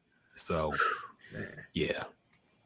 Man, the shoe game ain't what it is. It really, dog. It's depressing, man. These cornball ass nerds have ruined it. Yes. Like, did you see that segment on First Take with that woman talking about shoes? Nice. I don't want to sound sexist, but it's like y'all done made wearing Jordan so corny now, dog. Yes. When she was talking about like something like Kobe or LeBron or Kobe, some random basketball question or football question, Aaron Rodgers or Tom Brady or some shit like that, and she was like, ooh, see, that's like picking between my favorite Jordans because, you know, the 12s are really good, but the 11s are like, shut the fuck up, y'all. Like, just wear whatever's fly. Don't break it down to some nerd shit, dog. Everything is nerd shit now, dog. And I'm a nerd. I'm tired of this nerd shit, man. Yeah. Everything has been made I've never nerdy. been... Look, I like shoes, but I've never been that deep in shoes where I'm like describing like, either I like the 11s or no, or I like the 11s better than the 10s. It's not that deep where I'm like, oh yeah, it's hard to decide because the 11s got the little stripe on the side, but the 12s it got the bubble on the side. And you got the colorways and the reds and the bread. Like, come on, it's not that man. deep for me, man. They made it so corny. Have you ever tried to use a sneakers app? I did. I tried that. It's difficult, man. I hit off it once, and I've been hit off it ever since. And I think there were shoes nobody else really cared about. I got some 12s that I wanted, but I haven't hit on anything else since, man. Like, you got to fucking, number one, have this shit open at the second it goes, and you got to pray because they got a lot of bots on that shit. So the last time and I wasn't even using the sneaker app. I forgot how I got in, but I went to the actual store. It was a fucking raffle. Oh, so you got to be part of a raffle to even get considered to get the damn shoes. I'm just like, man. So I can't remember how I had to pay for the raffle. I can't remember how it went, but you had to get a ticket to even be considered to get in the line to get the shoes, and still that wasn't even possible because your size might be out. Yeah. So it's just like, what the fuck is you this? Come back, man? all they got is like 6s and 7s. Yeah. I'm a fucking size 12, man. So my shit's usually the first to go to. So it's rough. Yeah, that shit was irritating, man. And then it's like you better off just overpaying for the damn shoe. But dog, the overpay is, like I said, they already got 1,000. The Travis Scott fucking SB dunks that came out today, I think were $170. I already saw somebody selling it, and it's supposed to be a good price too. $1,170. Fucking ridiculous, man. Shoe game, all types of fucked up. But it's terrible, man. It really is, man. These nerds have ruined it. Like, I was telling my friend the other day, like, I can't remember the last time I actually walked inside like a Foot Locker and saw some J's. Yeah. Like, that used to be an extremely common occurrence to actually be able to go to a store and buy some Jordans. Now you can't. We used to go on a Tuesday. they used to come out not every Tuesday, but back in the day, they used to come out on Tuesdays. And some people used to skip school just to go. And it like we'd be sitting there I'll never forget this. We were sitting there waiting in line, and there was only like 2 or 3 of us. Mm-hmm. And we'd be in the mall waiting on them to open the gate, and then we'd get the shoes. No big deal. And they wasn't like 150 or 170 or some shit like that. The most you'll pay is like probably $90. Yeah, 90 if it's if you got a smaller foot, but if you have a bigger foot, it's like most 120. You'll pay the most 120 for a pair of Jordans, and it wasn't like that big of a deal. Like you'll go to school the next day. Oh, you got the J's, okay, and it was super easy to get. Your parents could get them with no problem. Now you got to go through a fucking raffle and app and all this other shit. It's terrible, man. And then they got the resale places at the mall too, where they got the shoes on sale for like $500. They don't even put the price on the fucking shoes, man. Like, how is that legal? Yeah. We need to why can't the FBI do something good for once? They need to make a law for that. Shut down the resellers. Shut down all this bullshit going on with the shoe game, man, because it's disgusting. They have ruined it. They have ruined shoes and sneakers, and now J's are corny. Yeah. You can't even get no fucking white AF1s in the store no more, dog. Yeah. And them shits are like $170 now. Get the fuck out of here, man. For Air Force Ones. Those shoes used to be about $70, man. Dog, they went on sale all the time, man. Even when Nelly made a song about them. Yeah. That went #1. You could go to any Foot Locker and get some fucking Air Forces. Yes. Now you can't. That's probably the cheapest shoe you could get. Yes. And back when was in school, you try to stay up with the times. The easy way out is just to get some Forces. Just get some white Forces. That you'll be cool. Don't try to get cute and get something else. Just get what everybody else got. Get some Forces. It was what, $79, $80. Mm-hmm. But now, man, like those things are damn near rare to get. Yeah, it's just ridiculous, man. It's crazy, man. It really is, man. Fucking sick world out here. Yeah. Bring the nukes. I'm tired of this world. Other things that happened this week. Did you see Charles Barkley might leave inside the NBA? Yeah, I see that, man. Apparently he's in talks with the Live, I forget how you pronounce it. The Saudi Arabian golf company that's buying up everybody. Yeah. And they're competing with the PGA Tour now. And Charles Barkley, who also loves golf, he's apparently in talks to work for them. He might leave inside the NBA. I think he has 3 more years left on his contract. But who knows? He might negotiate out of it if he gets paid way more. I don't know. We'll see. But yeah, I'd be sad if fucking Charles Barkley leaves. That's a good show, man. That's a really good show. That's probably the best pregame show. I guess I'm comfortable saying with all time. I don't know a better pregame show or NBA show like that. Yeah. Where, they kind of touch on everything and they just like naturally funny. Like it don't get no better than that, and it won't be the same. I don't know who they put there, but it won't be the same, man. Yeah, Draymond Green ain't gonna cut it, man. I'm sorry. I know he's trying to do this pivot. Yeah, but he sucks, man. Like he's not Charles Barkley, dog. I don't want to see him on inside the NBA. Nah, Charles Barkley just naturally funny, man. One of a kind. yeah. I ain't gonna lie. If he did go to the Live Tour, I fuck around and start watching it just off the strength of him, just to see how he sounds. Definitely, man. And definitely. I don't watch golf at all, man. I'll be the first to tell you, I wasn't even watching golf when Tiger was hot.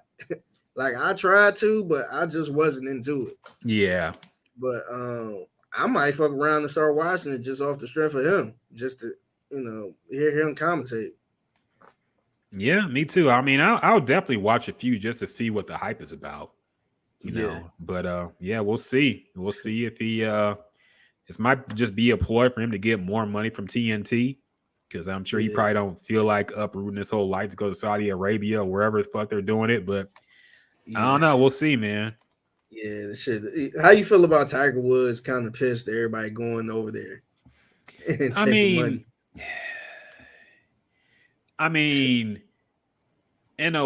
Look, Saudi Arabia did some fucked up shit, but then again, America has too. So, I mean, I feel like he can't be the one to talk when no other golfer has made as much money as he has. Yeah, I think that's the issue. He So made his money exactly, and now like he's trying to call people out for going to get 100 million or whatever it is. yeah, like not everybody got paid Tiger Woods money, and yeah, Tiger Woods earned that money. He deserved it. He saved the sport. Let's be real about it, man. He made casual people care about golf. He deserved what he got paid, but I don't like the pocket watching, man. Like these dudes did not get paid Tiger Woods money, and if they get a better opportunity to provide for their family, and yeah, I mean, you know, this is more than enough for that. Yeah, but how you gonna tell them to not take that money? Exactly, and it just didn't make sense. And people have already done, you know, countless stories about how fucked up the PGA Tour is, and how they don't actually support the players or pay the players or anything. Like, it's a whole lot of fuckery involved with the PGA Tour, period. Yeah. So to defend them and say, oh, you're wrong for taking more money to play less, and be able to see your family more and take care of them better, how can you have a problem with that, man? Yeah. But Tiger's just playing his role. He's just doing what he's supposed to. He has marching orders. I'm sure Nike told him to go out and say something. So who knows, man? But yeah. So we'll see how that shit goes, man. Yeah. Hopefully, they don't start getting into basketball too, because I think actually I don't know if they could fuck with basketball, because basketball players get paid a lot here. Yeah. I don't think the players complaining. Yeah. But it show you that like it is possible to make another league. Mm-hmm. You know what I mean? Like, it's not like, I always thought it was crazy, you know, to try to make something to compete against the NFL or the NBA. But I think money talk, man. If you get a couple billionaires that, you know, put their brain together and they say, hey, let's start a league, let's try to get LeBron to play in this league or something like that, and we'll give him I say 100 million or something stupid. Mm-hmm. I'm sure a lot of people would, you know, dip. Yeah. But you got NBA players going to China to play, man. Like, they're fucking doing exhibition games in China. Like, you can already tell the effect that's having. So yeah, definitely. So I think it's more possible now. But you just got money always talks, man, and you just got to have long money if you even want to think about going up against the great. That's why, like, I was sad to hear that apparently Ice Cube's Big 3 league is kind of going under now. But I'm like, how long do you expect that to last, man? Like, it just wasn't built to last over time. There's only so much old people playing basketball people want to put up with. So I mean, look, you got to have long money if you want to compete in that world, and the Saudis definitely do. Now, you can argue how they get that money and the things they do and how they keep people quiet and silence people who criticize them. But look, man, it's money talks. That's all I can say. Money talks. Man. So don't be surprised. Don't be surprised if they try to do a live NBA tour or some shit. Yep. Shit, we need a fucking we need the Saudi Arabians to back our podcast, man. Yeah, man. Just give us which sheik do we holler at to get some funding for the gyms and juice, man? I know, man. We'll talk about whatever we'll talk about some random rapper from Saudi Arabia that nobody here's heard of. We have him part of the podcast. Fire. Damn. Shit, he can hop on the podcast. We got all these Saudi Arabians on the fucking podcast. You're like, who the fuck is this? Like, he's the hottest rapper out, man. I know about you. No, we're gonna start the next podcast off like, hey, we got a new co-host, y'all.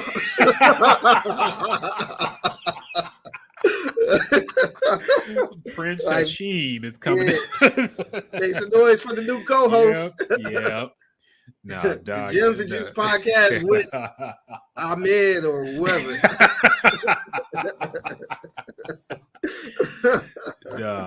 We 100% would do that, man. I might fuck around, call him the big homie. Yes, give me a cool 30 million. Fuck it. We'll do. We got the big homie. Yeah, big homie Prince Hashim in the building, dog. Okay, the new co-host. We're gonna talk about Saudi Arabian rap only. Okay. Yeah, we might break down some Saudi Arabian news. Yeah. You hear about what happened on the mean streets. It was a killing in the desert. we can't talk bad about them though. We can only talk about good news. I know. So you'd be like, hey, some poor people got some bread today. That government's so cool, way better than America's. Fuck it, man.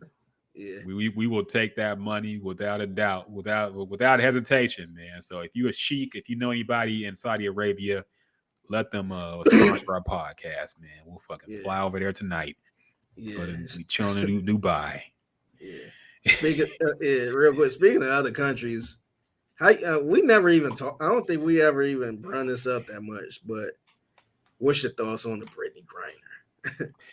I mean, I don't know if you watched the ESPYs, but I saw the speech. The BG movement, or I forgot how they called it, but how did you feel about that? It's like this whole Brittany Griner thing is, I don't know what people think we can do about it. That's my main question, dog. Like, do y'all want to start a war? Like, what can we do? Like, she was detained in another country for breaking their laws. Now, does she deserve to be fucking for what she got and what she had? By our standards, that's fucking ridiculous. Yeah. I agree she should be freed. But what the fuck can we do about it, dog? Like, everybody just says we need to free her. If she was so-and-so, she would have been free. Okay, what's the plan? What do you think we should do? Because nobody wants to talk about the fact that to free her, we'd have to like fucking free a terrorist. Yes. Probably to get her back. Yeah. Nobody mentions that part. Yeah. Is that acceptable? Is it any means necessary to get Brittany Griner back here? Because, I mean, is that the right move to make? Freeing somebody who's a terrorist, freeing somebody who's dealing weapons to fucking whoever? I don't know, man. But I don't see what they think we can do. It's not like she was arrested in America. Yeah. Okay. She was arrested in a foreign country that's currently at war. And we already sanctioned them so much that we fucking try to destroy their economy, man. So you think in good faith they're gonna be like, yeah, you got her back. Yeah. No harm, no foul. Like, no, dog, they're not gonna let her go, okay? Without something huge in return. So that's my only question. Like, what do y'all think we can do? I keep hearing this shit. Like, we have to do more. We have to free her. And I'm like, I hear no solutions. Like, what do y'all think we should do? That's my only question, man. Yeah, it's unfortunate because, like, I agree with you. I think it is bullshit for what she's in there for. And to be honest, I think people don't really look at the backstory of, why they're keeping her there that long. Because I think if it wasn't the whole Ukraine and Russia thing going on and the U.S. sanctions and all that stuff, she probably wouldn't be detained that long. Mm-hmm. She probably would have got in trouble. They probably would have eventually got her out somehow.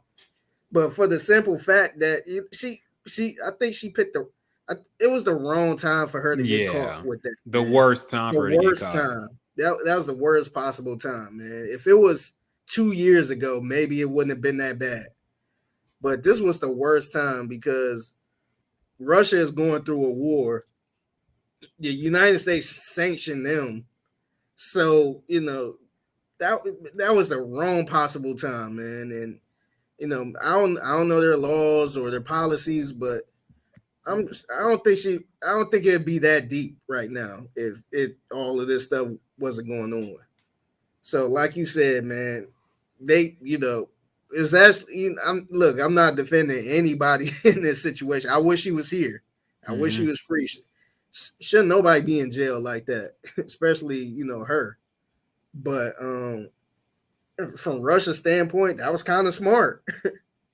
That was kind of smart. They got somebody that that's important to the U. I wouldn't even say important to the U.S., but it's kind of making noise where they, got to do something where they trying to get something, and Russia like, hey, you could give us our guy back. So they using her as a hostage. Yeah, I mean, it's. I think it's deeper than just the rules are the rules, because I've been seeing that a lot too. Yeah, no, it definitely is. It's deeper than that. So, from Russia's standpoint, it's kind of smart because they playing chess. So I hate that she's in that situation, and unfortunately, it probably ain't gonna look good unless we, the U.S. give them their terrorists back. But man, I don't know how it's gonna go. I've been kind of keeping up with it a little bit, but I don't know how it's gonna go, man. It's really sad, especially from her point of view. Yeah, no, and I feel for her, man. Like that's a shitty situation, but just the outcry, I feel like, is just ignoring a lot of what makes it super complicated. And people are just acting like in this goofy shit LeBron said on that episode of The Shop, where he's like, I don't even know if she would want to come back. The way they're acting. Like, man, what the fuck are you talking about, dog? How dare I get mad at that lady who told LeBron to shut up and dribble? Because that's exactly what this nigga needs to do, dog. I'm sorry, man. LeBron needs to shut up and dribble, man. I hate to say that, but I don't want to hear his thoughts on politics. Okay? I just don't, dog. Like, there's so much going on with that. Yeah. Hollywood Worshipper says the only hope is the Russian team she plays for is a liaison to get her freed. U.S. currently has no diplomats over there. Yeah, I don't know, man. I feel like Russia is just super unified too, So I don't see anybody saying no, let her go over there. Like they're saying, I feel like they're all locking step. Yeah. Right now, Brittany Griner is the ace. They playing spades. That's the only spade they got.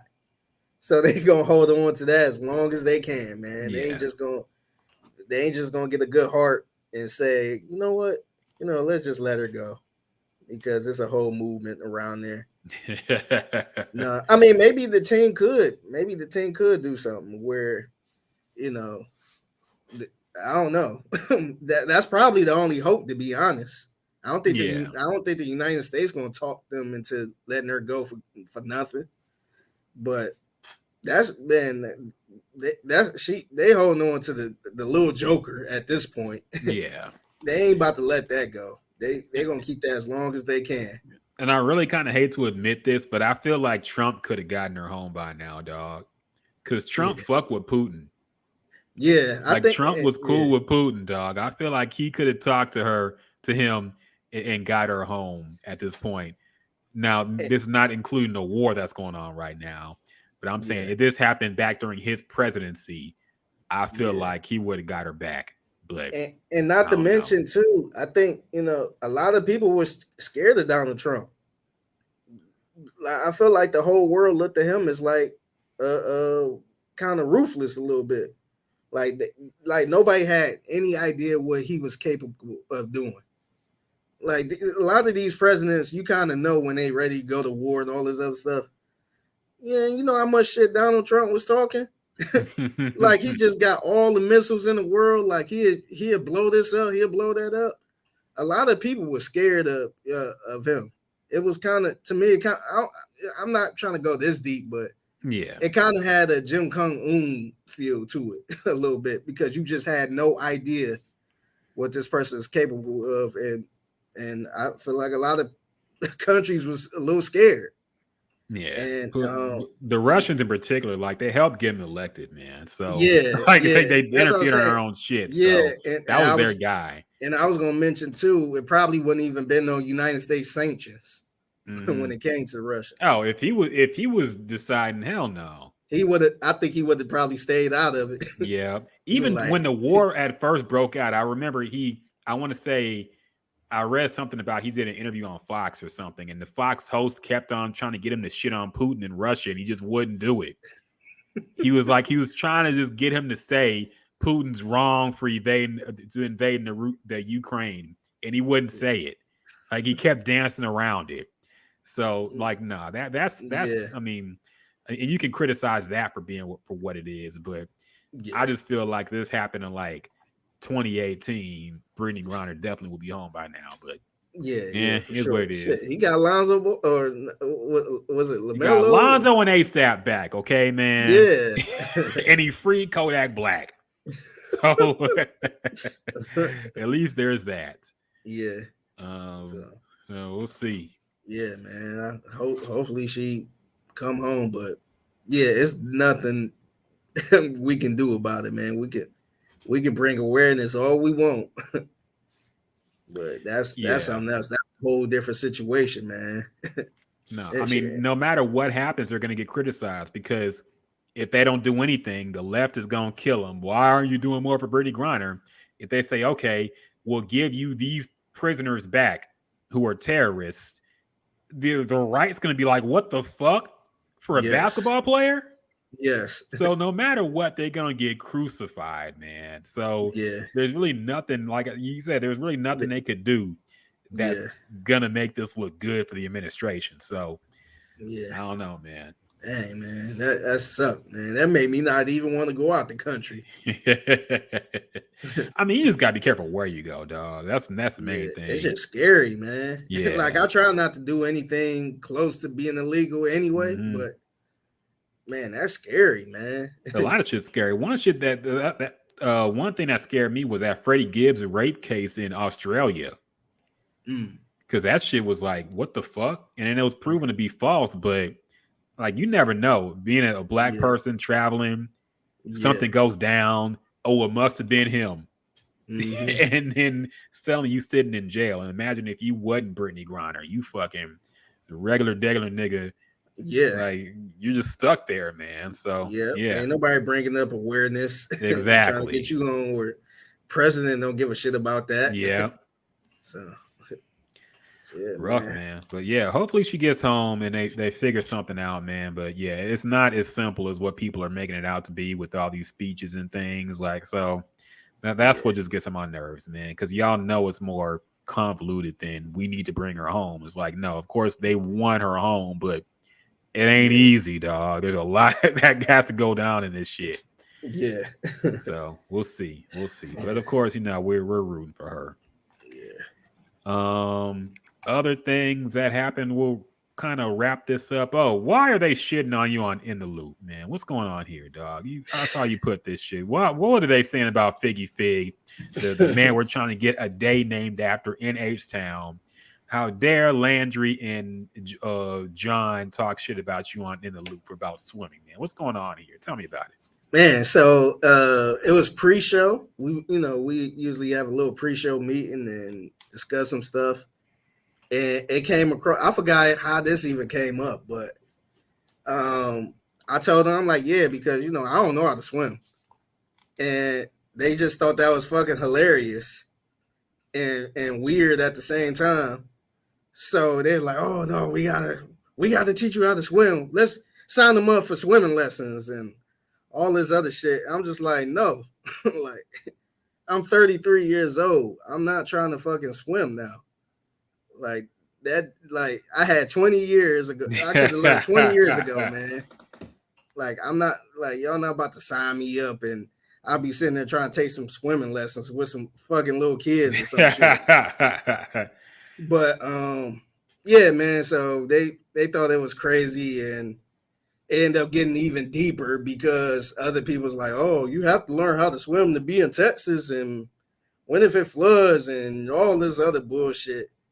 I'm just like, man, I'm 33 years old. I'm doing just fine right now. And it's not like I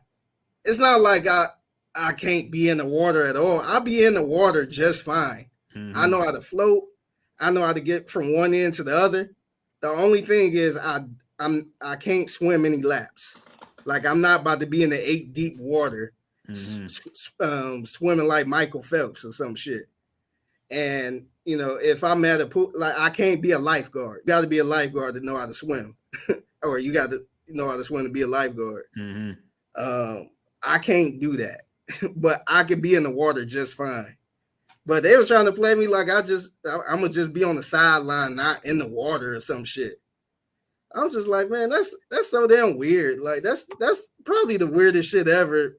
Saying that you got to learn how to swim if you're gonna be in Texas.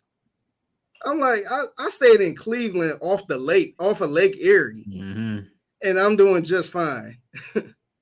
So I don't know if it's me. Am I tripping? Do I need to learn how to swim like Michael Phelps or what? I mean, dog, at this point in your life, if you haven't needed to know how to swim, I can't imagine you needing to know how for the next 30, 40 years of your life, dog. Let's be real, man. Like the time for pool parties is kind of past when we're in our 30s plus. And then we're tall enough at this point to fucking be in the water now. So, like, nah, don't let them guilt you into that shit, man. Like, if the opportunity presents itself where you meet somebody and it's like, hey, I'll teach you how to swim, and it's like it's free or just a friend. Yeah, I mean, it's a good life-saving tool. Just in case, let's say something happens to your wife, you need to get her.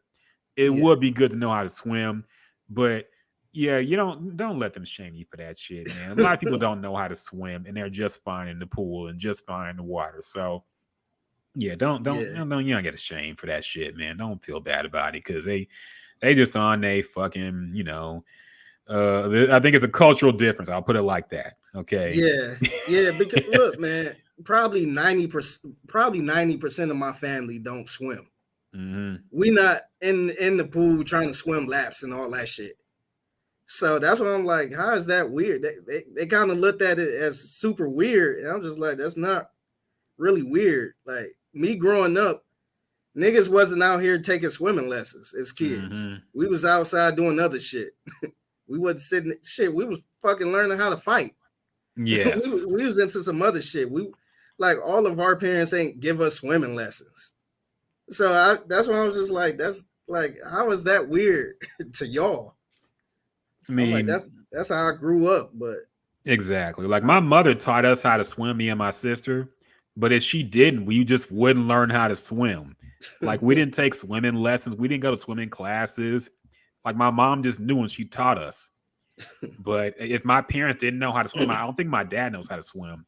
If both my parents didn't know, we just probably wouldn't know either. So I mean, it's a super common thing, honestly, for a lot of people, man. So it wasn't like on the bucket list or nothing. Exactly. It wasn't like a life goal. Like, all right, A, I need to know how to do this. B, I need to know how to do this.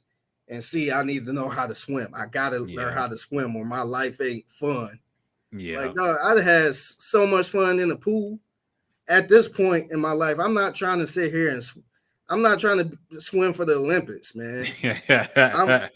Like, if I'm in the pool, I'm chilling. I'm just cooling off. I'm drinking something. I'm not out here trying to swim in the 8 deep. So that's why I'm like, why do I need to swim now? Like, no. Like, if I have kids, I would probably put them in, give them swimming lessons and all that stuff. Like, to me, that's something is good to learn early, get it on out the way.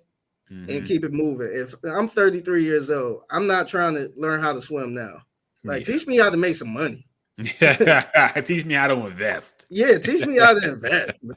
Teach me how to write a book or be a journalist or something. I ain't got to, like, I was learning how to swim will make me $5,000 to learn how to swim. Yeah. Like the Jay-Z discussion. Yeah. Like, how is that going to make me some money? Yeah, so, no. Yeah. I mean, there's certain things I've just given up, man. Like, I don't know how to rollerblade. I don't know how to roller skate. Like, I've tried, but it's always like I've always busted my ass and can't keep my balance. I have to accept I'm just not gonna know, man. Okay, I'm not gonna be fucking learning at 35 years old. I'm not gonna learn how to ice skate. And we've been ice skating. My sister can ice skate. I can't. I'm not gonna learn now, dog. That ship has sailed. I'm not gonna bust my knees, my 35-year-old knees and ass on hard ice trying to learn how to fucking do a fucking spin in the air or some shit, dog. Yeah. That ship has sailed for me. So yeah, and see, I know how to skate. I don't know how to ice skate. It's good. That's a little harder, but I know how to rollerblade.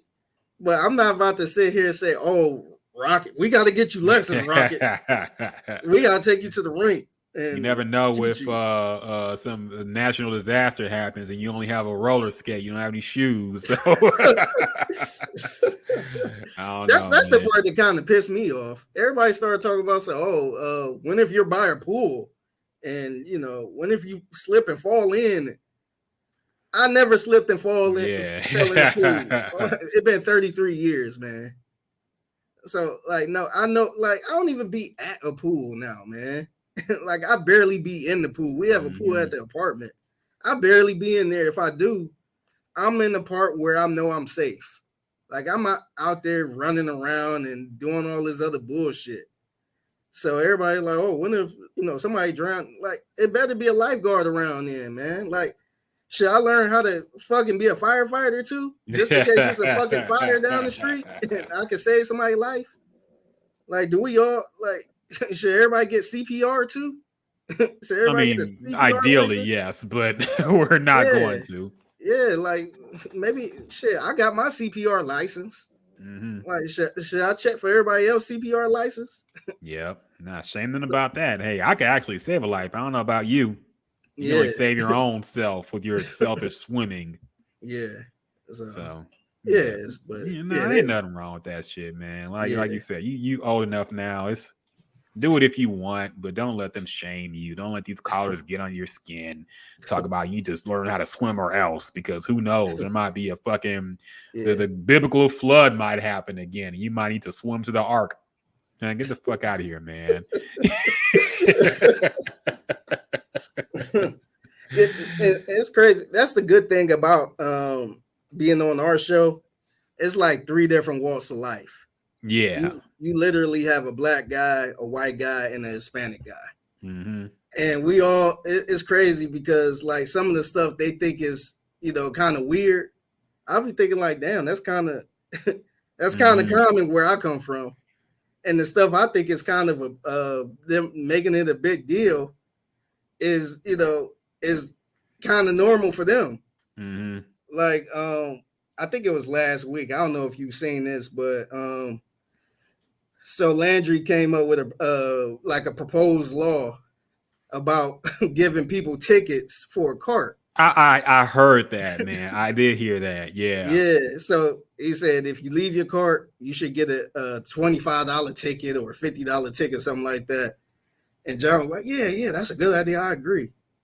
I was just like, man, that's the dumbest thing I ever heard. It really is, man. I'm glad you agreed, because that's the first thing, dog. I legit shut out the radio when he said that, because he built it up like he was actually going to say something profound. Yeah, I was involved. Yeah, dog, how do you give a fuck about that 10 seconds after you leave the grocery store and he get on radio and talk about it? Who gives a fuck, man? I feel a lot of Landry reminds me of Jerry Seinfeld, the Seinfeld show a lot. How that shows a lot about little things that annoy people. That's Landry, man. I heard the whole debate y'all had about holding the door open. Yeah. And I'm are y'all seriously it's Landry? I'm man, I don't even think about these things. And I feel I'm a weird paranoid guy. I make a big deal about small shit all the time, but carts in the parking lot and holding doors open, I'm just not concerned about that, man. Yeah, the cart shit. I was just man, that's probably the dumbest thing. It's hard enough trying to get people to pay for a parking ticket. Yes. Just imagine, so now, the whole thing was, these poor cart guys got to grab all these carts and all this other stuff, which I get, but now you putting security guards who already in the rough spot at grocery stores anyway, because they dealing with assholes and shit like that. Now you making them go up to somebody for not putting a cart back, giving them a $25 ticket. Like, just imagine if you didn't put your cart back and somebody walked up to you and said, hey, here's a ticket for not putting your cart back. What you gonna do, man? You gonna say, oh shoot, man. I guess where do I gotta pay the ticket? I guess I have to pay the ticket. Yeah. Man, you'll ball that shit up, throw it in their face. Mm-hmm. Like that shit gonna cause more of a problem than what it already is. And then, like you said, at the end of the day, it's carts, man. We sitting there talking about putting carts back, whole law. I really couldn't believe you said that, man. I was like, yeah, now, I could see how that's annoying. I was the outlier. They tried to pay me. Oh, Figgy must not put his cart back. Yeah. Oh, see. Oh, you must be one of them then. If it don't bother you, you must be a non-cart putter backer. It's like, man, dog. I'm like, I wouldn't say I'm super clean, but I always throw my trash in the trash can. Always put my cart back. Like, I try to be considerate, man. Yeah, me too. But like, it doesn't ruin my day when somebody doesn't do it, dog. I'm like, I've seen niggas like dump a whole car full of trash out on the freeway, man. Yeah. And I think that's fucking disgusting. It is. But I'm not gonna fucking talk about that on the radio. Like, I don't know, man. Some things just don't like register with me, but I guess everybody got their own little ticks. Yeah, because people put carts in the parking spots and all that stuff. Is it inconvenient? Sure, but I just go right next to the cart and park. It's not that big of a deal if a cart is in the way. Like, either I get out and move it and then park, or just park somewhere else. Like, I never left the grocery store like, man, look at this cart, man. I can't. You know what? Fucking now that we talking about like this shit, it annoys me when people are so desperate to get like in front of the grocery store, like that they waiting. They see somebody taking a cart, like they got a cart full of groceries. They're loading up, and it's probably like an old person too, so it's taking extra long. And his car is just sitting there waiting for the spot. And there's a bunch of spots behind them, but they gotta wait because this is the closest. And I'm like, how fucking lazy are you, dog? You can't walk like a few more feet. Yeah. So they'll be like, dog, I've never been that type of person, man. I don't care if there's a spot close, I'll park there. But I'm not gonna fucking make a big deal about having to park in the back. Yeah, sometimes I like parking in the back. Yeah, because your car won't get fucked with usually. Yeah, sometimes, like, whenever I do see somebody pulling out, I'll wait. Mm-hmm. But if they taking too long or it's too difficult, I'll just say, fuck it. I'll just park over here. Like, it's not that big of a deal. We are already a fat, lazy country, okay? Yeah. All of us could walk a little bit more, myself included. So I don't see it as some kind of inconvenience that I got to walk a little bit further or back to my car from the grocery store. Yeah. Like, so that's one thing I always, and like, people make a big deal about fucking parking close to something. It happens at the gym, dog. Yeah. People at the gym be waiting on people. Like, nigga, you at the gym. You here to work out and you can't park in the back because you waiting for a parking spot at the front. And I could see if it was like a nice car and you wanted to like make sure it's okay, but nah, you be hoopties, man. Yeah. So yeah, I know people just lazy and don't want to park in the back and walk further. So nah, that's just American laziness, dog. I don't give a fuck. I will walk further if need be. I don't give a fuck about parking close. Yeah, I don't either. So that's my random rant about some bullshit. Grocery store rant.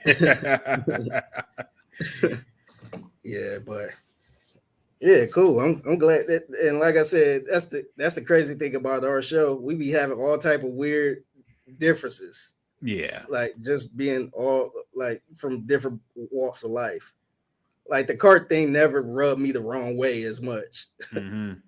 Like, sure, do I put mine back? Yes, but I never like go home and can't sleep at night because people don't put the cart back. Like I be trying to get in and out, and I try to mind my business. But that's why y'all got the best show, man, because y'all got like different perspectives, like you said, man. Everybody else is like a lot of people just saying the same shit or agreeing about, living the same kind of lifestyle, but y'all are way different. So that's what makes the show stand out, man. So that is what's good about y'all's show. Yeah. Other things, real quick. A man sued a woman for not showing up for a date. Yeah. Did you hear about this? I didn't. I want to. A woman suing a man over a date, then showing. Okay, I didn't. I had to hear this. I guess they're talking a lot. Yeah. Let me see. I'm gonna try to play it. I got my phone hooked up to the computer, so I'm gonna try to play it for you. It's actually a news story. It was actually a news story, so it was pretty funny. Let me see. Can you hear this? No, I can't. Shit. I have to play. I can play it on my own thing. Hold on. Okay. Go ahead.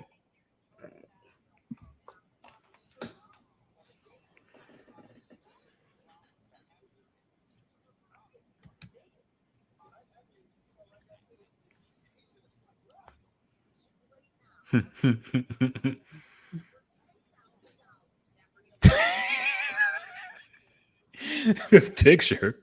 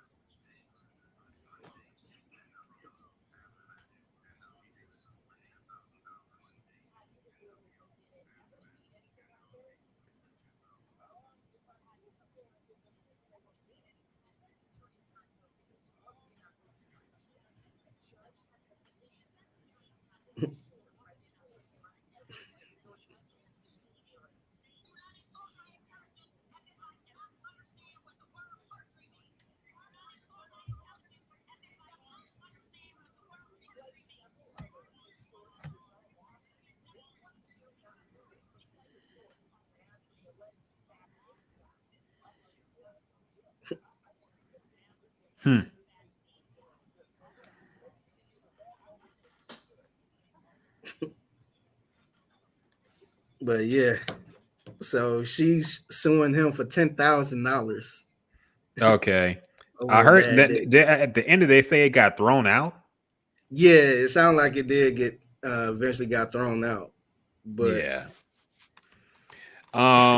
Yeah, I don't know, man. Like, number one, I didn't know people were still doing these Zoom trials or Zoom court hearings. Yeah, I wish I had this shit when I had court hearings. Like, fuck, I don't have to fucking drive and find parking and pay for parking and do all that bullshit. I can just get on my phone and go to court.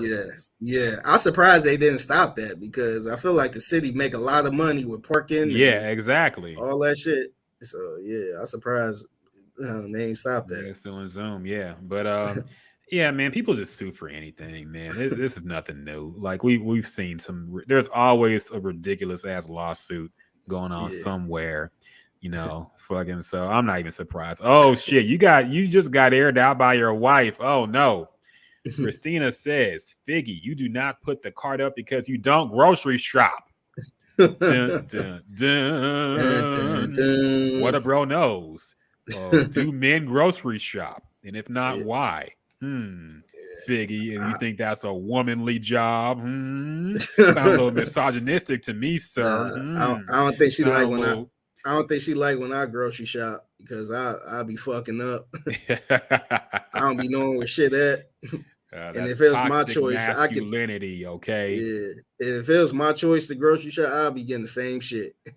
That honestly, that's what I do too. Yeah, so. Like what you want to eat? Steak. Yeah. Chicken. I fucking hate grocery shopping. I only go late when they're about to close, and I already know what I want. Sometimes I'll just look around, see what I feel like eating that night, but I don't even think like 2 days into the future what I want to eat then. Yeah. So Yeah, I'm a bad Yeah, grocery I shopper feel too. like, man, I feel like I got bad anxiety now when I be in a grocery store. Yeah, me too, Like I don't man. like to go. Like my wife usually try to get me to go on Sundays with No, her. that's the worst day to go. Yeah, and it's worse because whenever we grocery shop, she cook everything. Mm-hmm. So I have no say so, and I do have a say so, but I let her do her thing. So it's kind of like pointless of me being there. Yeah. And so all I do is follow her around. And Yeah. just imagine standing there while she looking at the prices and trying to figure out Mm-hmm. what she want. And somebody, excuse me, and I'm sitting here playing fucking Crossy Roads or whatever the fuck that game is, trying to Mm-hmm. dodge carts and shit. So it's just like at some point I'm just like, man, like I just need to stand somewhere where I'm not around Mm-hmm. people. So if I do go, I probably go on Sunday night when they about to close. Yep. That, yeah, but I can't be in the grocery store, a crowded grocery store no more, man. Yeah, it's fucking annoying, man. These big ass carts that you gotta fucking maneuver and go around, and people stopping Yeah, right ahead of you, so you gotta fucking. It's annoying, man. I yeah, always got a little anxiety going when it's fucking packed and crowded, so I always wait till late. But yeah, yeah, men are just not built for shopping. Period. Okay, I'll say this much: we're not built to yeah, shop. Any man yeah, who loves shopping, you gotta look into what else he be into, because I don't yeah, know. I just feel like men are just not built to shop, man. Okay, we just don't enjoy yeah, it like y'all women do.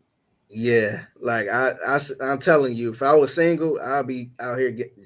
The only thing I probably get steak for 5 days out the week. Yeah, Probably get chicken and 5 days out the week. I, like my list is simple.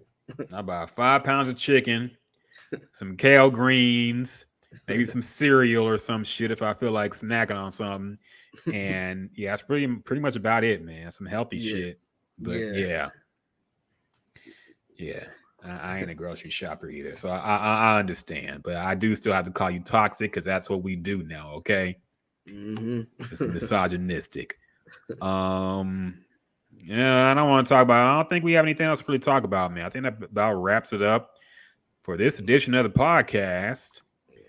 So we can go ahead and close out the stream. Thank y'all all for checking out. I think Tab was in here before he went live, but I think he missed the live broadcast. So shout out to Tab.